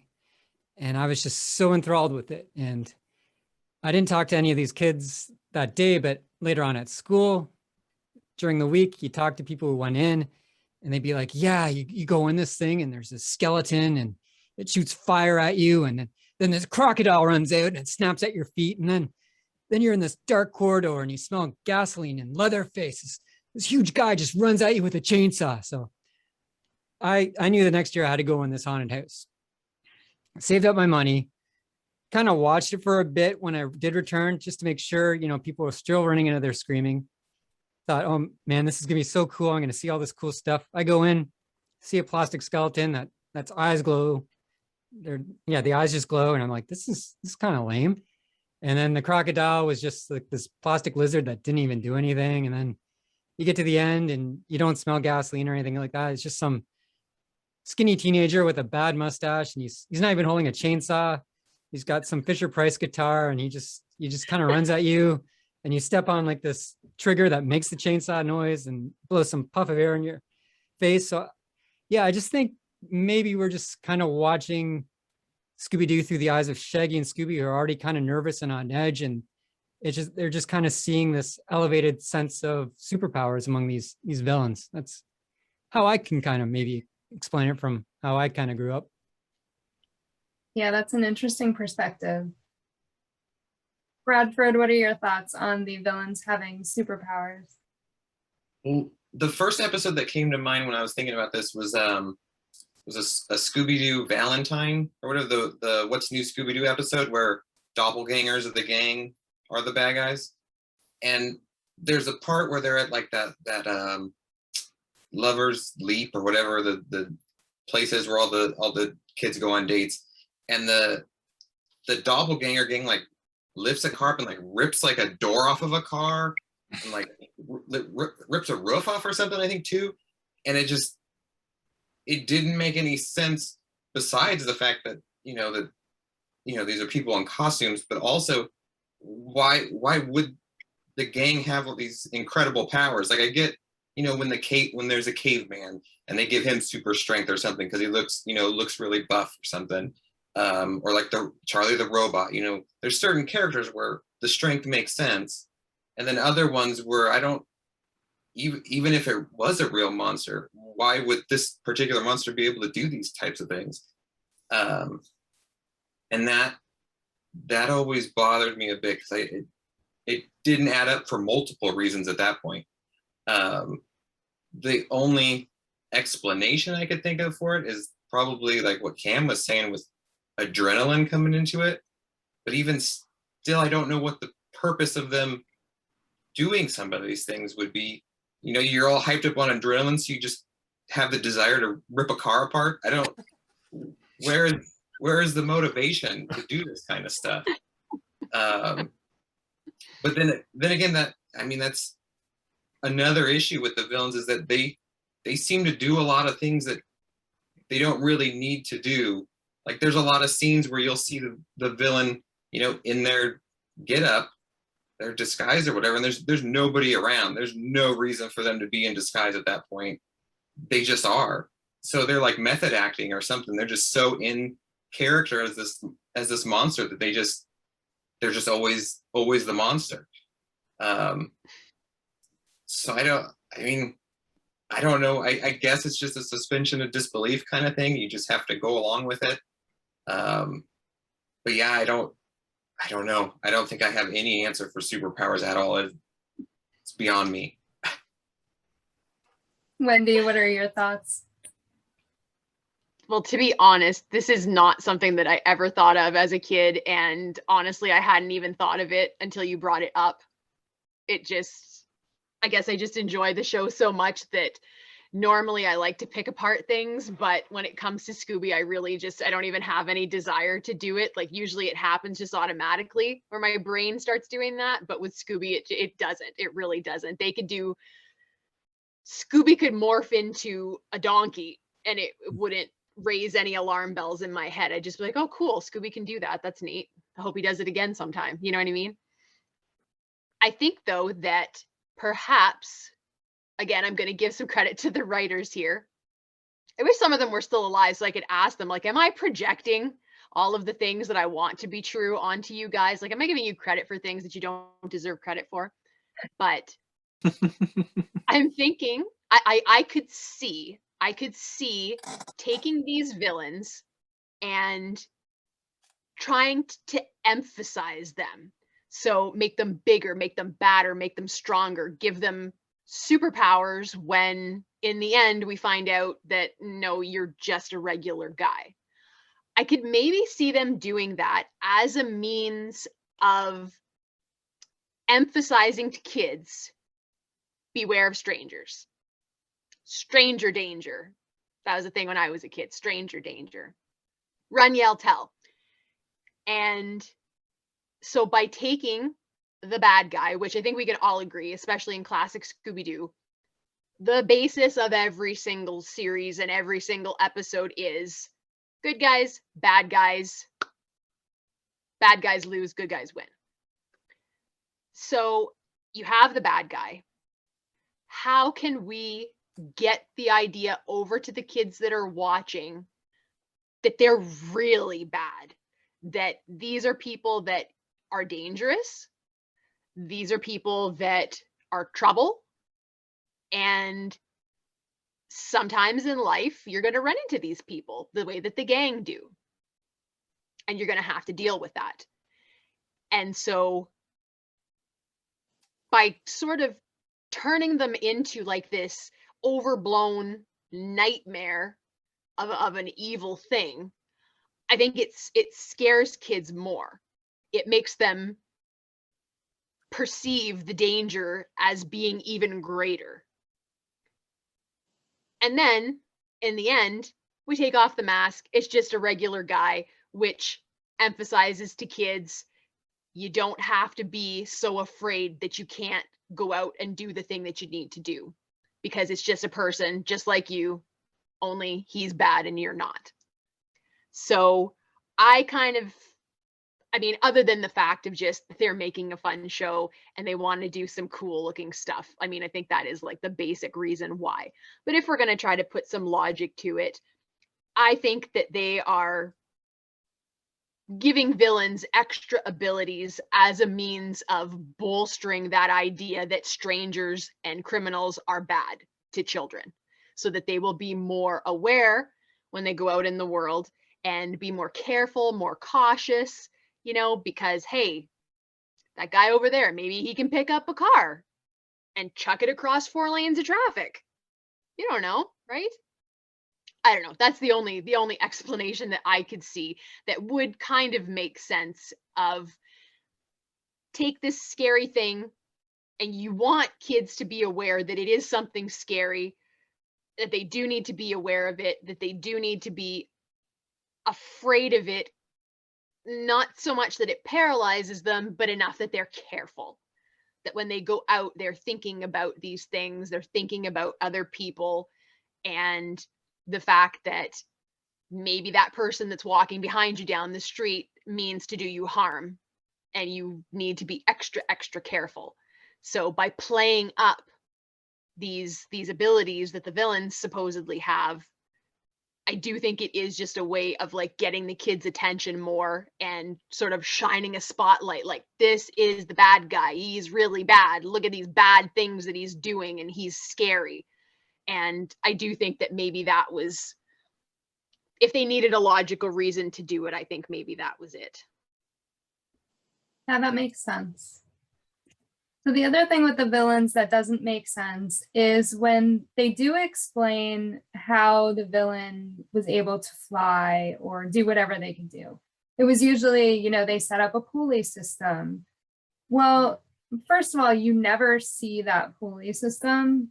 It looks totally real. And the way that the villain is flying, there's no way that they could be on a pulley system. They fly in any room that they want, outside, and there's no way that this pulley system could have been set up everywhere that the gang went. And just, you know, conveniently, the villain knew that the gang was going to be in all of these places. So what are your thoughts on the way that they explain all of that? And Bradford, we'll start with you. When I watched the show as a kid, and even like more recently, it's not really something I ever thought about a whole lot. I mean, you hear Velma give the explanation at the end, and you're like, oh yeah, okay, smoke and mirrors, you know, whatever, it makes sense, I get it, okay. But yeah, looking at it, you know, more in depth, a lot of things don't really add up. And sometimes there's things that just get overlooked entirely. There's one episode, I don't remember which it is, where Fred and Daphne are like on a flying carpet at one point, I think from the original series. Yeah, Hassle in the Castle. Hassle in the Castle, yeah, and it just never comes up again. Nobody says a word. It's just, I guess it's a real magic carpet or something. I don't know. But I think a lot of the earlier episodes, it wasn't as big of an issue, because like the Creeper episode, there's not a whole lot that he does that needs a big explanation. The Black Knight doesn't do anything that's too outrageous. But then as the series progressed, it seemed like things got a little more complicated, a little more like, oh, why, what? I know one of the original series episodes that bothered me the most was now I can't remember what it's called, the one with the puppet master. Backstage Rage. Backstage Rage. And the fact that Pietro just had a giant puppet of himself has always bothered me. It terrified me to see in the episode, but then it also just bothered me because one, why did he have a giant puppet of himself? He was expecting people to come in and he would need this for some reason. But two, just was there rafters just above every location in this whole building that he could sit up there and puppet it and nobody could see him? Nobody could see the strings. It wasn't suspicious at all. So yeah, as the series went on, things got a little more unbelievable, at least in my opinion. And it seemed more recently, it seems like Velma spends a lot more time explaining the like why a person does a thing as opposed to the how. She definitely still explains how things are done, but it seems like that's a much smaller part of her ending explanation in more recent shows than it was in the past ones. So I mean, I can't explain how they don't see these things and how they have pulley systems everywhere, but I guess it somehow works for them. I don't know. Joel, what are your thoughts on that? As a kid, I never really questioned it. I always just kind of accepted what was going on was, yeah, pulleys or a projector. And I didn't really question the logic. And I think I didn't do that because one, I was a kid, and two, I grew up like during the Muppets and Star Wars, and you had all these like practical effects that were super cool. So it just that kind of worked for me. It's like, if they can do that in movies or on Muppets, then yeah, these people in real life could probably pull this off. We didn't have like YouTube at the time, so all these secret magic tricks were secret back then. Now you can get an answer to any kind of magic trick and how they do it, and it ruins the fun. But I think that's just kind of why I accepted it. And I did try and emulate some of those tricks, trying to scare people when I was growing up, and they never worked. Everyone could tell it was just some cheap skeleton on a pulley if I tried to pull it, and usually didn't slide that far, and everyone was just like, what the hell are you doing, kid? And projectors never worked. It was never foggy enough outside, or it was a weak projection. It was just, and now with technology too, like it's come so far that you see these people decorate their house for Halloween, and it's just these stuff could actually work in these Scooby-Doo episodes, I guess, for a reasonable cost. But back then, like that magician from Hassel in the Castle, he would have had to spend a fortune for that magic carpet and box of nails and all those trickery things you kind of had. But yeah, I guess, yeah, I just always kind of wrote it off as, yeah, they're actually kind of doing it. Wendy, how about you? I love this question, and there's no way I'm going to remember all the things I want to say about it, but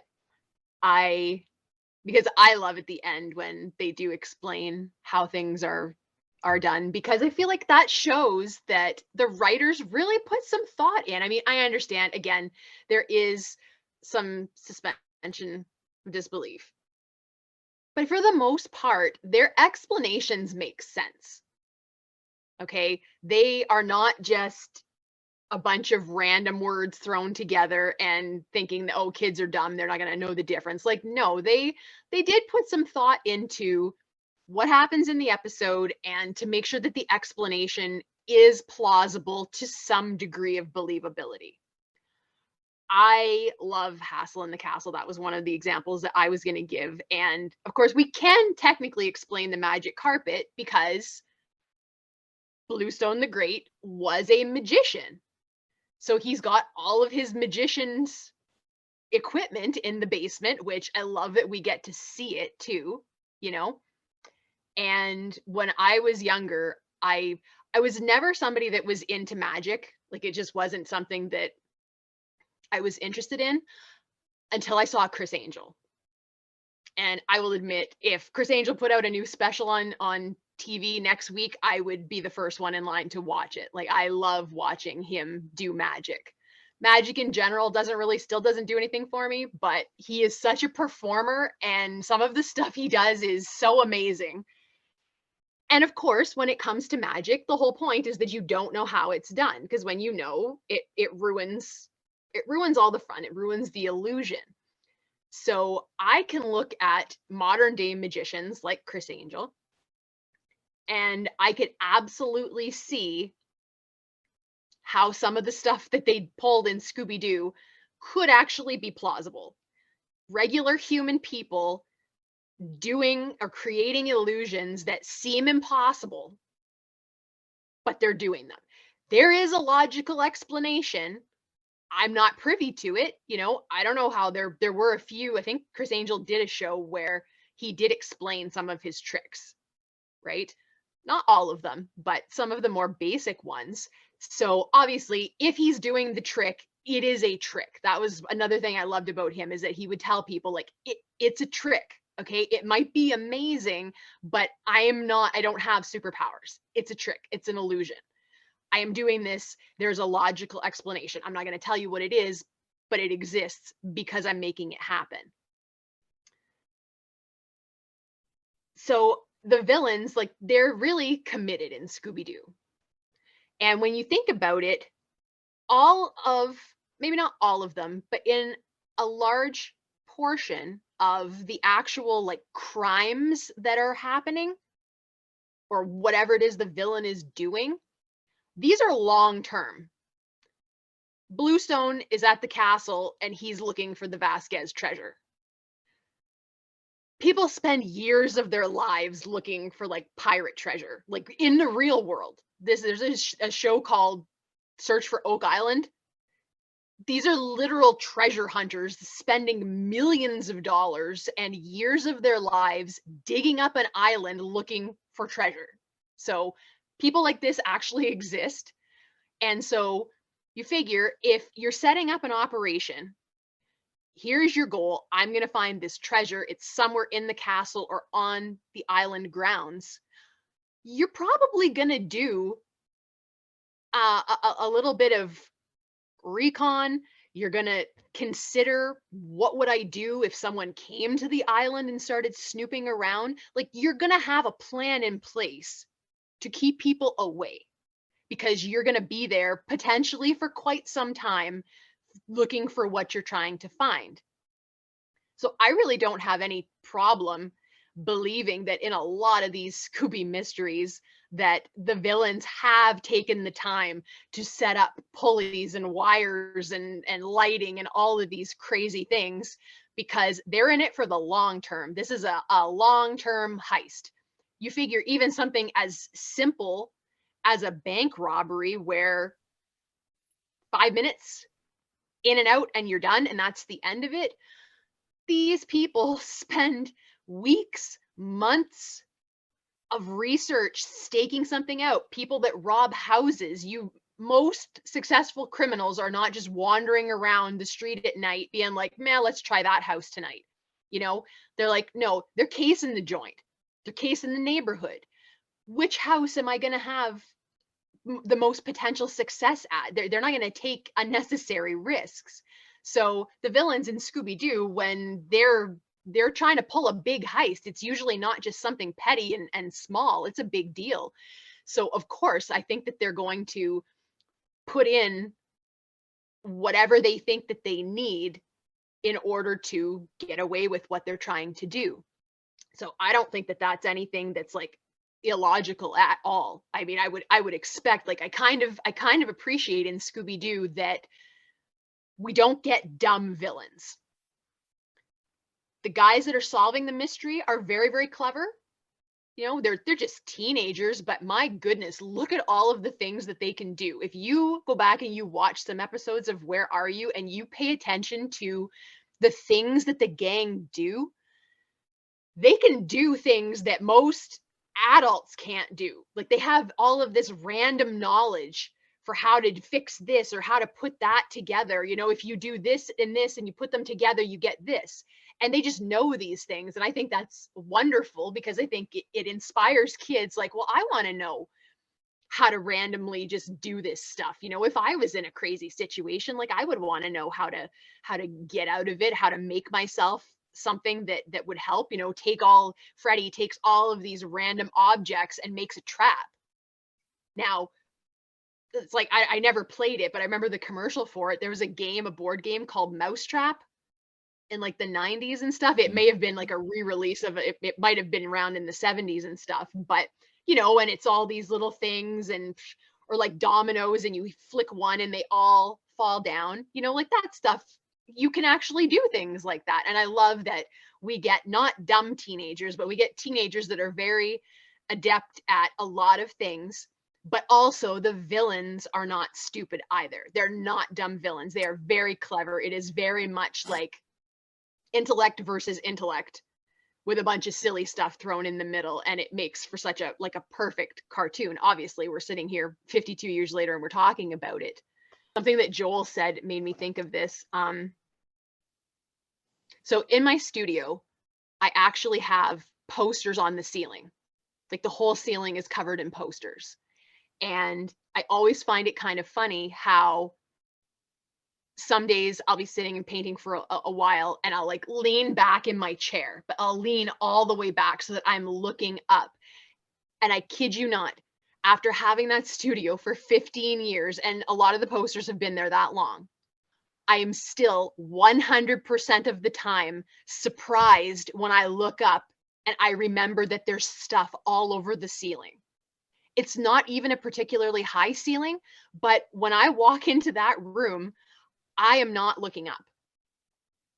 And I feel like a lot of people might not know this about themselves, but when you go someplace, when you come out, think to yourself, gee, what was on the ceiling? Or what was going on? Like, where were the pipes running, you know, in the grocery store or whatever? And there's a very good chance that you probably couldn't tell me because you didn't look up when you went in the store. And I think that that is just human nature, where this is where we are. This is what we're looking at. If we have no reason to look up, we're probably not going to. So theoretically, if you were in a haunted house that had been rigged with pulleys and wires and pipes and things like that, there's a very good chance that all of that equipment was completely visible to you. You just didn't look up. You didn't look around for it. If you're not expecting it, you know, there are so many times I walk into the pantry for something and I know what I'm looking for. I know what it looks like and I cannot see it. I can't see it for anything. And I will spend 10 minutes in there looking and looking and looking for this one box. And my dad will walk by and be like, what are you doing? I'm looking for the box of whatever. And he's like, it's like right there. It's like literally right there, like 6 inches in front of your face. I didn't see it. And I was looking for it and I still didn't see it. So I feel like there are plenty of times in our day-to-day lives where there's just this like disconnect between our eyes and our brain. So I don't think it's too far-fetched to think that there could be obvious signs of tampering, obvious signs of equipment, those kind of things, where the gang are going. And you figure they're probably like, we don't usually get to see Freddie and Daphne and Velma being overly afraid. There are some times where they exhibit fear, but it's usually Shaggy and Scooby that are doing that, and the rest of the gang are pretty solid. But you figure you're in a spooky place, you're afraid, it's dark most of the time. That is kind of a common theme in a lot of the places that the Scooby Gang goes, is that it's not a lot of budget for lighting. Sometimes it's just some candles and things like that. So they're already predisposed to not notice a lot of things that are there. So there was, I'm a huge William Castle fan, producer, horror movies from like the 60s and stuff. And he's the one that did House on Haunted Hill, which is still my favorite movie of all time. And he rigged up a contraption called the Emergo, which was essentially a plastic skeleton on a string, on a pulley, that he dropped from the ceiling of the theater, and it moved across the crowd in the middle of the movie. It scared the pants off of everybody. Like, it scared them so bad, and it is the cheesiest, stupidest looking skeleton. You know, like Walmart skeletons look better than what this skeleton did. Like, it does not look like a real skeleton. And you figure when you go in the theater, the lights are on when you first get there. It's not like there's a place for them to hide it. Okay, if anyone had looked up, like, wow, oh, there's a skeleton and a bunch of pulleys and like a thing that runs the full length of the theater, you know, people didn't notice. And they were afraid when it dropped down on them. It didn't touch them, but it was close enough that they could see it as it swept over the crowd, and everybody screamed. So people, I feel like we're not as perceptive as we would like to think that we are most of the time. And we're very susceptible to things that we don't expect. So for me, I don't have any trouble with the villains and all of their crazy ruses, because they're in it for the long haul. They're coming prepared because they're not stupid. They fully commit to what they're doing in what the hex is going on. Think about it. The opening scene, Uncle Stuart is creeping through the graveyard towards the mansion, and he's completely like, he's out to lunch, right? And the gang are driving by and they see him. He had no idea that they would be driving by.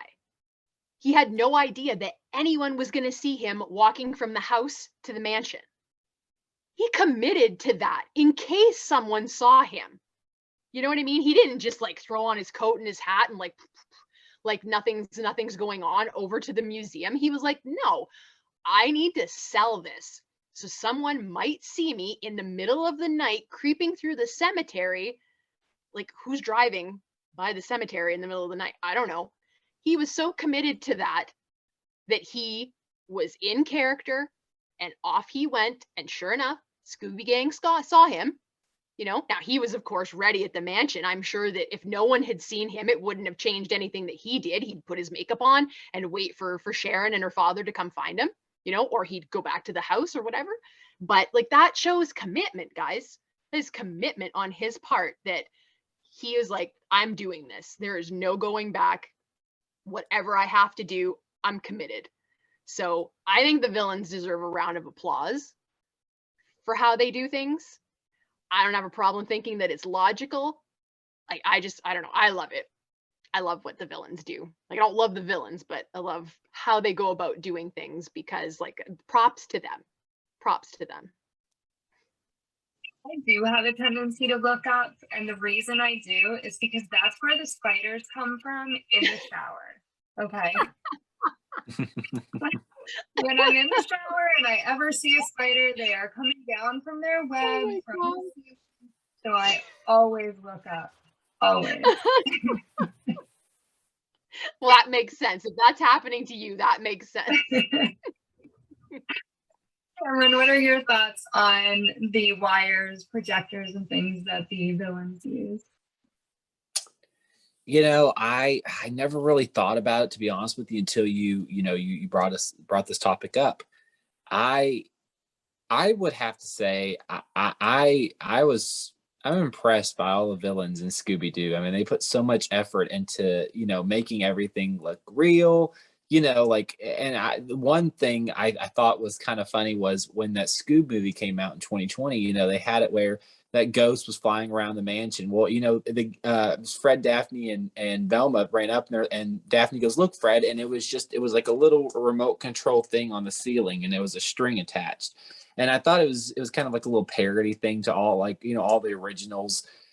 And I will say there's been some, Scooby-Doo movies and episodes where, some things happen and we, it doesn't really explain it. I think it's just meant for be fun, but yet, like I said, it's not explained. Take, for example, the two live action Scooby-Doo movies, the monsters were real. Well, in the episodes, you know what I mean? The TV shows and some of the animated movies, like, no, they're not real. They're, everything is fake. But I feel like, as a kid, when you watch it, like I said, again, it's something that you think that, oh, well, yeah, I knew it was fake. I knew that they couldn't fly or they couldn't do this. But I mean, I see what you mean by it, Nikki. You look at some of the episodes where, some of the things, like, they'll be flying outside and you're thinking to yourself, how do they know they were going to be chasing the gang outside? And it's just kind of like, it doesn't make any sense. So, I mean, there's some things that, like I said, I think it was meant to be fun. Some things in Scooby-Doo, there wasn't going to be any explanation. They just threw in there. I mean, there's a lot of explanation in Scooby-Doo. I do appreciate that, whether you're a young viewer or you're an older viewer. But I do feel like there is tidbits in there that are thrown in to be fun.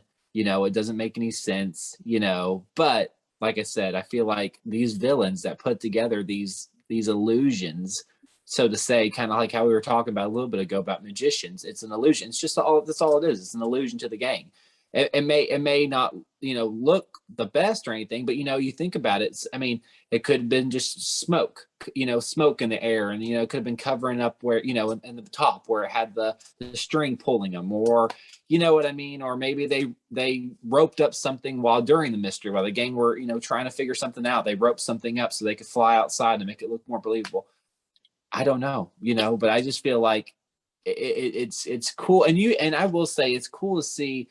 Like when they do explain the villains at the end, it was like the villains would explain, well, I did this because of this, and I did this because of this, and it's cool to see how some of them say, I went to all this work, and there is some Scooby-Doo episodes, I will say, that where the villain actually it actually shows like flashback scenes to what the villains were actually doing. Like they put the mask on, they actually had the rope, and they were lining the rope where they could fly, or they could go across it and stuff like that. So and that's kind of like another thing I really enjoyed about Be Cool Scooby-Doo, where Velma, when at the very end, when she would explain, how, what the monster did or what the villain did, it would actually show the villain like roping up, like how he would fly, or how she would, appear out of nowhere because of the trap door, you know what I mean? Or how Daphne would fall through. And this is not Be Cool Scooby-Doo, but like in other series, like the originals, how Daphne would fall through, where she went. What was a trap door right here? Because it was underneath the rug.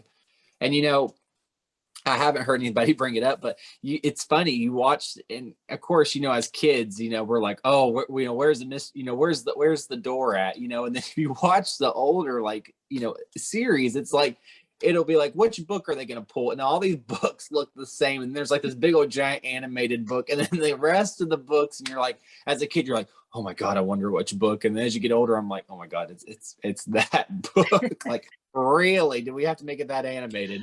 But I don't know. I think it was just meant to be fun. I feel like some of the episodes, they've explained it well. Some others, I feel like they kind of rushed it. They didn't explain it. You know what I mean? And kind of like the whole, we were talking about, villains lifting 10 times their body weight, but I feel like sometimes it's just not meant to be explained, and kind of for our imagination to run wild a little bit. You know what I mean? So while there are a bunch of other things that don't make sense or that are weird with Scooby-Doo, we have one more thing that we're going to discuss, and that is why most people don't seem to care that Scooby-Doo can talk, or if they do, they're annoyed by it. So Wendy, let's start with you on that. I'm wondering, how many times in the classic series does Scooby actually speak in front of strangers, though? I feel like it's not all that often. If you think about it, like, he's talking around the gang, but there's so few times that I can at least think of anyway, where there's someone else there and Scooby is talking to where that person would be aware that the dog is speaking. I feel like that's like, I would have to watch all of the episodes, but I don't think that he speaks in front of people all that often, at least not as often as what we perceive him to be doing that. So I don't know. That was a weird one. I don't know what else to say about that. I'm trying to think of a time where someone reacted to him speaking. Like, there are times where they'll make like a crack, like, oh, you're just a dumb dog, or you and that dog, and he's a rog rare. He doesn't think of himself as being a dog, right? He thinks of himself as a person. But as far as like speaking, I was even surprised with the episodes that I watched today, how few times that he's actually talking to someone in the gang. I feel like a lot of times when Scooby is saying words, he's not necessarily talking to someone. He's just saying something. So I don't know. That's a weird one. And because he is the only dog that talks in the classic series. Like, there are other animals that show up and stuff, and other dogs, and they never talk. Like, I feel like I might be misremembering this, but wasn't there an episode in What's New Scooby-Doo where there was another dog that could talk to Scooby? Like they could understand each other. I have no idea what I'm thinking of. It might have been a movie or something. Like I might even be thinking about where he was with Ace, the Bat Hound, or maybe I read a comic with that the other day. That could have been it too. I don't know. I feel like I don't think he talks to other people all that often, if at all. I cannot, if someone can tell me, please, because I would really like to know, like, can anybody give me an example of where he's talking to another person outside of the gang? Because I cannot think of any offhand. And I've been I thinking can't about think this of any off the top of my head. I would say maybe kind of more the newer, like the older ones. I agree. I really didn't like see him actually talking to somebody, but I would say Mystery Incorporated. Maybe I would see him maybe talk to some people in there, you know, directly. You know what I mean? Because I feel like in Mystery Incorporated, they kind of made him where, you know, he wasn't just. And I'm not saying they ever pushed Scooby to the back. I'm not saying that at all in the older ones, but you know, Scooby just, you know, it was mainly the gang talking. You know, then you would see Scooby and Shaggy just talking to each other. You know what I mean? But now, like, it was a Mystery Incorporated and some of these other series, it was like Scooby would kind of speak up for himself, or when the gang was talking, he would interject. Do you know what I mean? So, I mean, if you count Scooby Goes Hollywood as canon, I feel like in that one he talks to other people. and That's the dogs true. too. Yeah, he That's has his true. own TV That's show. a good example. Yeah, that's a really good example. And they don't seem to act weird. No, the manager of the studio like talks to him. I was cool with it. Yeah, yeah, you're right. You're right. That's a really good example. Yeah. Well, I mean, I guess that just goes to show that, like we all know, Scooby is just a person. He's just shaped like a dog, but he's a person. He has a soul. That's why we love him. They did give him a lot of human-like qualities. And I'm sure that was done on purpose. You know, they wanted you to feel like he was legitimately a member of the gang and not just a dog. Joel, what are your thoughts on no one really caring that Scooby can talk? Yeah, as a fan of more of the original series, I'm not too familiar with the later episodes as much, but I don't really remember Scooby actually talking, like Wendy said. But I do remember in High Rise Hair Raiser, they give him a job, a construction job. They give him an actual hard hat and they have him with a drill. So that was a little bizarre. And I was kind of maybe just associated with the gang kind of just talking to their dog, like one of us might talk to our dogs. I'm sure we all, if we're pet owners, dog, cat, we probably have conversations with our pets. At least everyone I talk to as pets tends to do. And maybe people are just annoyed, not that Scooby's talking, but that there's just a dog in their house, that some people are kind of, they don't want dog fur around, or they have allergies, or they don't want dirty footprints. Maybe that's where the annoyance is coming from. But yeah, it is weird when you do kind of, I can kind of see why that is weird, for sure. Cameron, what are your thoughts on Scooby talking and no one caring? So, kid you not, when you sent these topics to us, I always watch Scooby-Doo clips. I mean, instead of me having to pop in the DVD, I'll just go to YouTube and watch a clip of, you know, like a certain show or, you know, series from Scooby-Doo.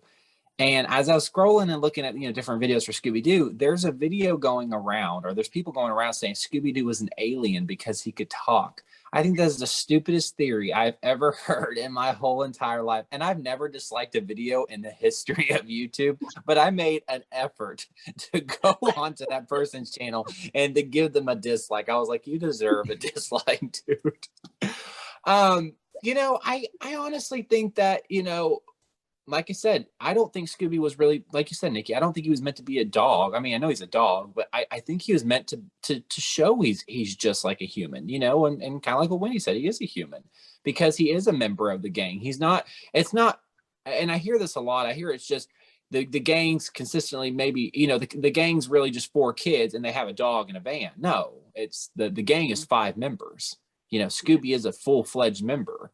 Without Scooby, I really don't think there would be a Mystery Incorporated, you know, Mystery Inc. And honestly too, I've never really seen somebody throughout the series, someone get annoyed. I think the only thing, and people may say, oh, Cameron, they got annoyed on this scene, but the only thing I can really think about when that person that was really annoyed with him was Simone from Scooby-Doo on Zombie Island, where she was like, get this dog off me. And he was like, dog, where? And then Shaggy comes and grabs his collar and pulls. That was an awful impression, but Shaggy grabs his collar and pulls him back. But I mean, if there has been people, I guess, in different different episodes from this series where they kind of been a little bit annoyed, but I really don't know why they would have been annoyed with Scooby-Doo. I mean, I would have been like ecstatic to see a talking dog. And you also have to think too, I mean, we really haven't touched on it, but he sometimes he's not on all fours. Sometimes he's standing up on two. You know what I mean? So I feel like sometimes, like kind of like what Joel said, he got a job. Was that kind of weird? Yeah, it's kind of weird. But, in some of these older episodes, he stands up on all two legs. I also see him where he's standing up on two legs more than he is four on the Scooby-Doo and Scrappy-Doo show. Because you'll see him and Shaggy running through the hallway where Scooby's got, Scrappy under his arm, and they're running through, and I mean, or you've seen scenes where Scooby's playing football where he's actually running like a human. And I feel like some of these actions that he's done just makes him kind of like one of everybody else. So when people look at him, they're like, hey, this is a cool dog. He talks like us, he acts like us. It's really not a big deal, So I kind of feel like that's how, Hanna-Barbera really wanted to portray him. And I will say it's gone well for Scooby for how they've portrayed him and how, I will say I love that people haven't made a big deal about. I mean, you hear some people say that, look at that talking dog, or is that a talking dog? You've heard some of it, but they really don't highlight it as much. I mean, I'll be honest, if I was a Scooby-Doo fan and I was watching it 24/7 and hearing someone say there's a talking dog, I mean, I would be like, okay, guys, we get it. He's a talking dog. He's in the show. We don't have to hear it every time. And Hanna-Barbera made it where it wasn't like that. He just came naturally. And I think that's kind of where I'm leading with this. Scooby-Doo is a natural cartoon character. And I think that's why I love him so much, because everything he does is so natural that it just, you think of him, like I said, as a friend to you, as, one of the gang, as a human being. You know what I mean? We really don't view him as a dog that walks on all four. And if you want to get technical, Scrappy-Doo didn't walk on all fours. He walked on 2 feet. So when we're talking about, and no one, I will say it is kind of weird to see other dogs not talk to them at like Scooby-Doo will talk, but you hear Scooby and Scooby-Dee and Scooby-Dum and Scrappy. You hear like all his family talk, but then like you don't see any other, animals talk, or you see like, and I stop and think about that. I look at like some of the episodes where they're going through a barnyard and like all these animals are just making like, like the noises they're supposed to make, and then Scooby, is talking like a human being. Well, some of it's sometimes it's kind of weird, but I guess it's just how you stop and view it. It's called the Scooby-Doo show. It's not called Scooby-Doo and all the rest of the animal show. You know what I mean? So, but we have seen like I said, like Bradford brought up, we've seen Scooby-Doo Goes Hollywood. I remember when Scooby-Doo and Shaggy walked into the studio and Fred, Daphne, and Velma put on that fake audition scene to make Scooby jealous so he could come back, and all those dogs were talking, and then Scooby goes, what's this for? Shaggy goes, what's this for? And one of the dogs turns to Scooby and goes, oh, it's auditioning for the role of the Scooby-Doo show. We're gonna get a new show with a dog. So we saw that. We've seen some episodes here and there where other animals can talk, and I think it's just mainly that the cartoon character you're focused on. You know what I mean? Like, you look at Ace the Bat Hound or Crypto the Super Dog, or some of these other animals. It's when it's highlighted on them, they can speak. If they want to speak, or they can do the things that they want to do. But when it's highlighting on different animals throughout the series, from what I've seen in different movies, they can't talk. You know what I mean? Because it's not highlighted on them. It's highlighted on Scooby-Doo. It's highlighted on that specific animal that we're watching it about. Like I said, I just think that to answer the question about, you know, why people, you know, don't make a big deal about him speaking or as a human, or, you know, forget the other part you were asking, but yeah, I think it's just because Scooby-Doo comes naturally. You know what I mean? So. And Bradford, what are your thoughts on Scooby-Doo talking and no one really caring? Well, I took a far less logical approach with this one than with the other ones. And I thought about it really hard and came up with two different theories for why Scooby can talk and why it's not a big deal. First one probably makes more sense than the second one. But the first one I came up with was that maybe this is just a universe where there are breeds of dogs that have this ability to speak somehow. In the first episode of Scooby-Doo, Where Are You?, Shaggy and Scooby are coming back from a movie about a dog. And for all we know, it's a talking dog, just like Scooby. I mean, it had a whole movie, so there was some, you know, I would assume somebody was talking in that movie in some way. And then we know, like, a lot of Scooby's family can talk, and I would assume most of them are of the same breed that Scooby is, because it's his family. And then we only occasionally see some other dogs that can talk. So maybe in this universe, there's just every breed of dog, there's like a non-talking version and a talking version. Just, you know, some of them can talk, some of them can't. Just depends on like genetics, I would assume, or something like that. So that's the first theory I came up with. Kind of made some sense. Second one goes a little bit more along what you guys were talking about, you know, the human characteristics that Scooby has. And then the fact that a lot of times when people call him a dog, he's confused. He'll say dog, you know, where? He looks around. So I'm thinking maybe it's a Shaggy dog type situation where a person has been transformed into a dog, and he still thinks he's a person. He remembers being a person, and he's just in this dog form now.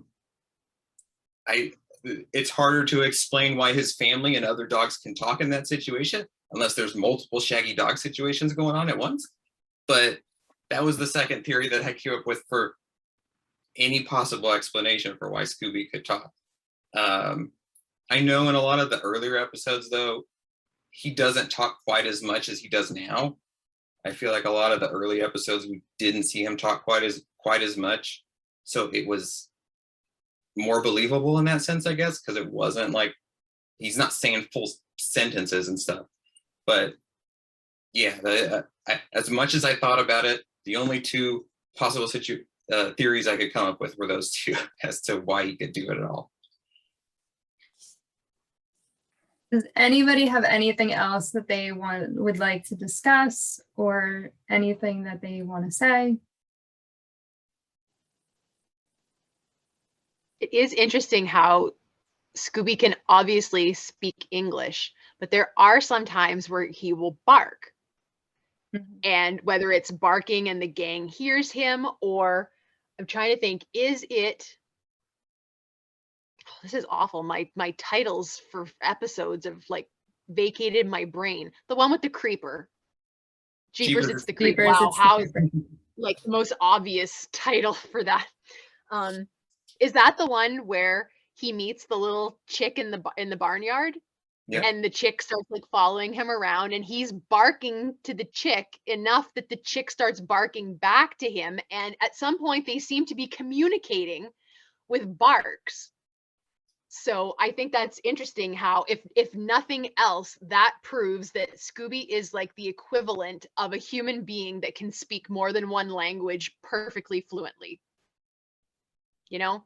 He can bark in dog, he can bark in a manner that chickens can understand him, and he can speak English. So whatever miracle happened to let him talk, it at least proves that he's one smart dog. He might be scared, but he's pretty smart because he is multilingual, not just bilingual, but multilingual. So thumbs up for Scooby. Well, remember in Scooby-Doo 2 Monsters Unleashed when they're at that red carpet and they're about to walk into the Coolsville Smithsonian, and remember when like the dogs are barking at him and then like he's barking at the dogs and it shows English subtitles. Like, yeah. So I do get what you mean. Like, that's a really good theory. Maybe it's a nature versus nurture thing. He spends so much time around the gang as opposed to, like other dogs, people go to work and their dog stays home by itself or whatever, but he's just with them at all times. And he's just picked up a little bit of English just from listening to them talk. That's a good theory. I like that. I know he's a cartoon character, but like, some things that that never really made sense to me. Like I said, I always thought they were fun. I'm glad they threw him in there, but like how Scooby could like shape and form his body to look just like the villain. Yeah. And I think about that. So like when you were talking about like, oh, how this doesn't make sense, or how and I'm thinking to myself, how could Scooby blow his head up to like be like this, and then so big, and he can like mold it to look just like the monster. And I thought, like I said, I thought it was funny, but like if we're gonna get real technical, I'm like, or like how like he would run out of the thing and like he would like look below him, and then like he would be running on air, and then he just shoot back over to where he was trying to run. So I mean, like I said, I know we're talking about a cartoon character, but like if we're gonna get real technical, like how, what I mean, like how did that make sense? So well, another thing too that didn't make sense is like when there was a Scooby-Doo mask. Like, why would there need to be a Scooby-Doo mask? Because technically Scooby-Doo is not famous. So, in the show, he's not technically famous. So why would someone need a Scooby-Doo mask? Yeah, that's a good point. The one, like, because usually I don't have a problem with any of these, but the one that really got me today when I was watching What the Hex is Going On, at the end, they capture the ghost. And they're going to unmask him. So Shaggy sprays the ghost with something, and then Fred is rubbing with a cloth. Now, when he's the ghost of Elias Kingston, it's just like a green face. So they wipe off his makeup, and Sharon gasps because it's Uncle Stuart, and they pan back to him, and he's wearing his glasses. And I was like, did the makeup cover the glasses that he's been wearing these glasses the whole time? Did you give him a pair of Velma's extra glasses so that he can see what's going on while you take him to jail? Like, how has he got his glasses on? I mean, I'm sure that they did it so that he would be immediately recognizable to the audience, but I have to admit that one kind of rubbed me a little bit, because I was like, no, guys, that's taking it maybe just like a smidge too far. Like, what he could not have, if you've got makeup where you can actually like cover somebody's glasses and they can see and you can't see the glasses, I want to know about it, because that to me was like the ultimate suspension of disbelief, in that I couldn't. And now that I've seen it, I can't unsee it. Now that I've noticed it, I will never be able to watch that unmasking the same way ever again. Before we wrap up, I would like you guys to let everyone know where they can find you on social media. Bradford, let's start with you. I can be found on Twitter and Instagram at Higher Bradford, or my website, bradfordwritescooby.com. Cameron? You can find me on Instagram, Twitter, and YouTube at Scooby and Cam, and then on Facebook at Scooby and Cameron. Wendy? You can find me on Instagram. I'm at Wendy Bridge, or you can find me on Twitter. I'm at Wendy Loves Jesus, and my blog is wendylovesjesus.wordpress.com. Joel?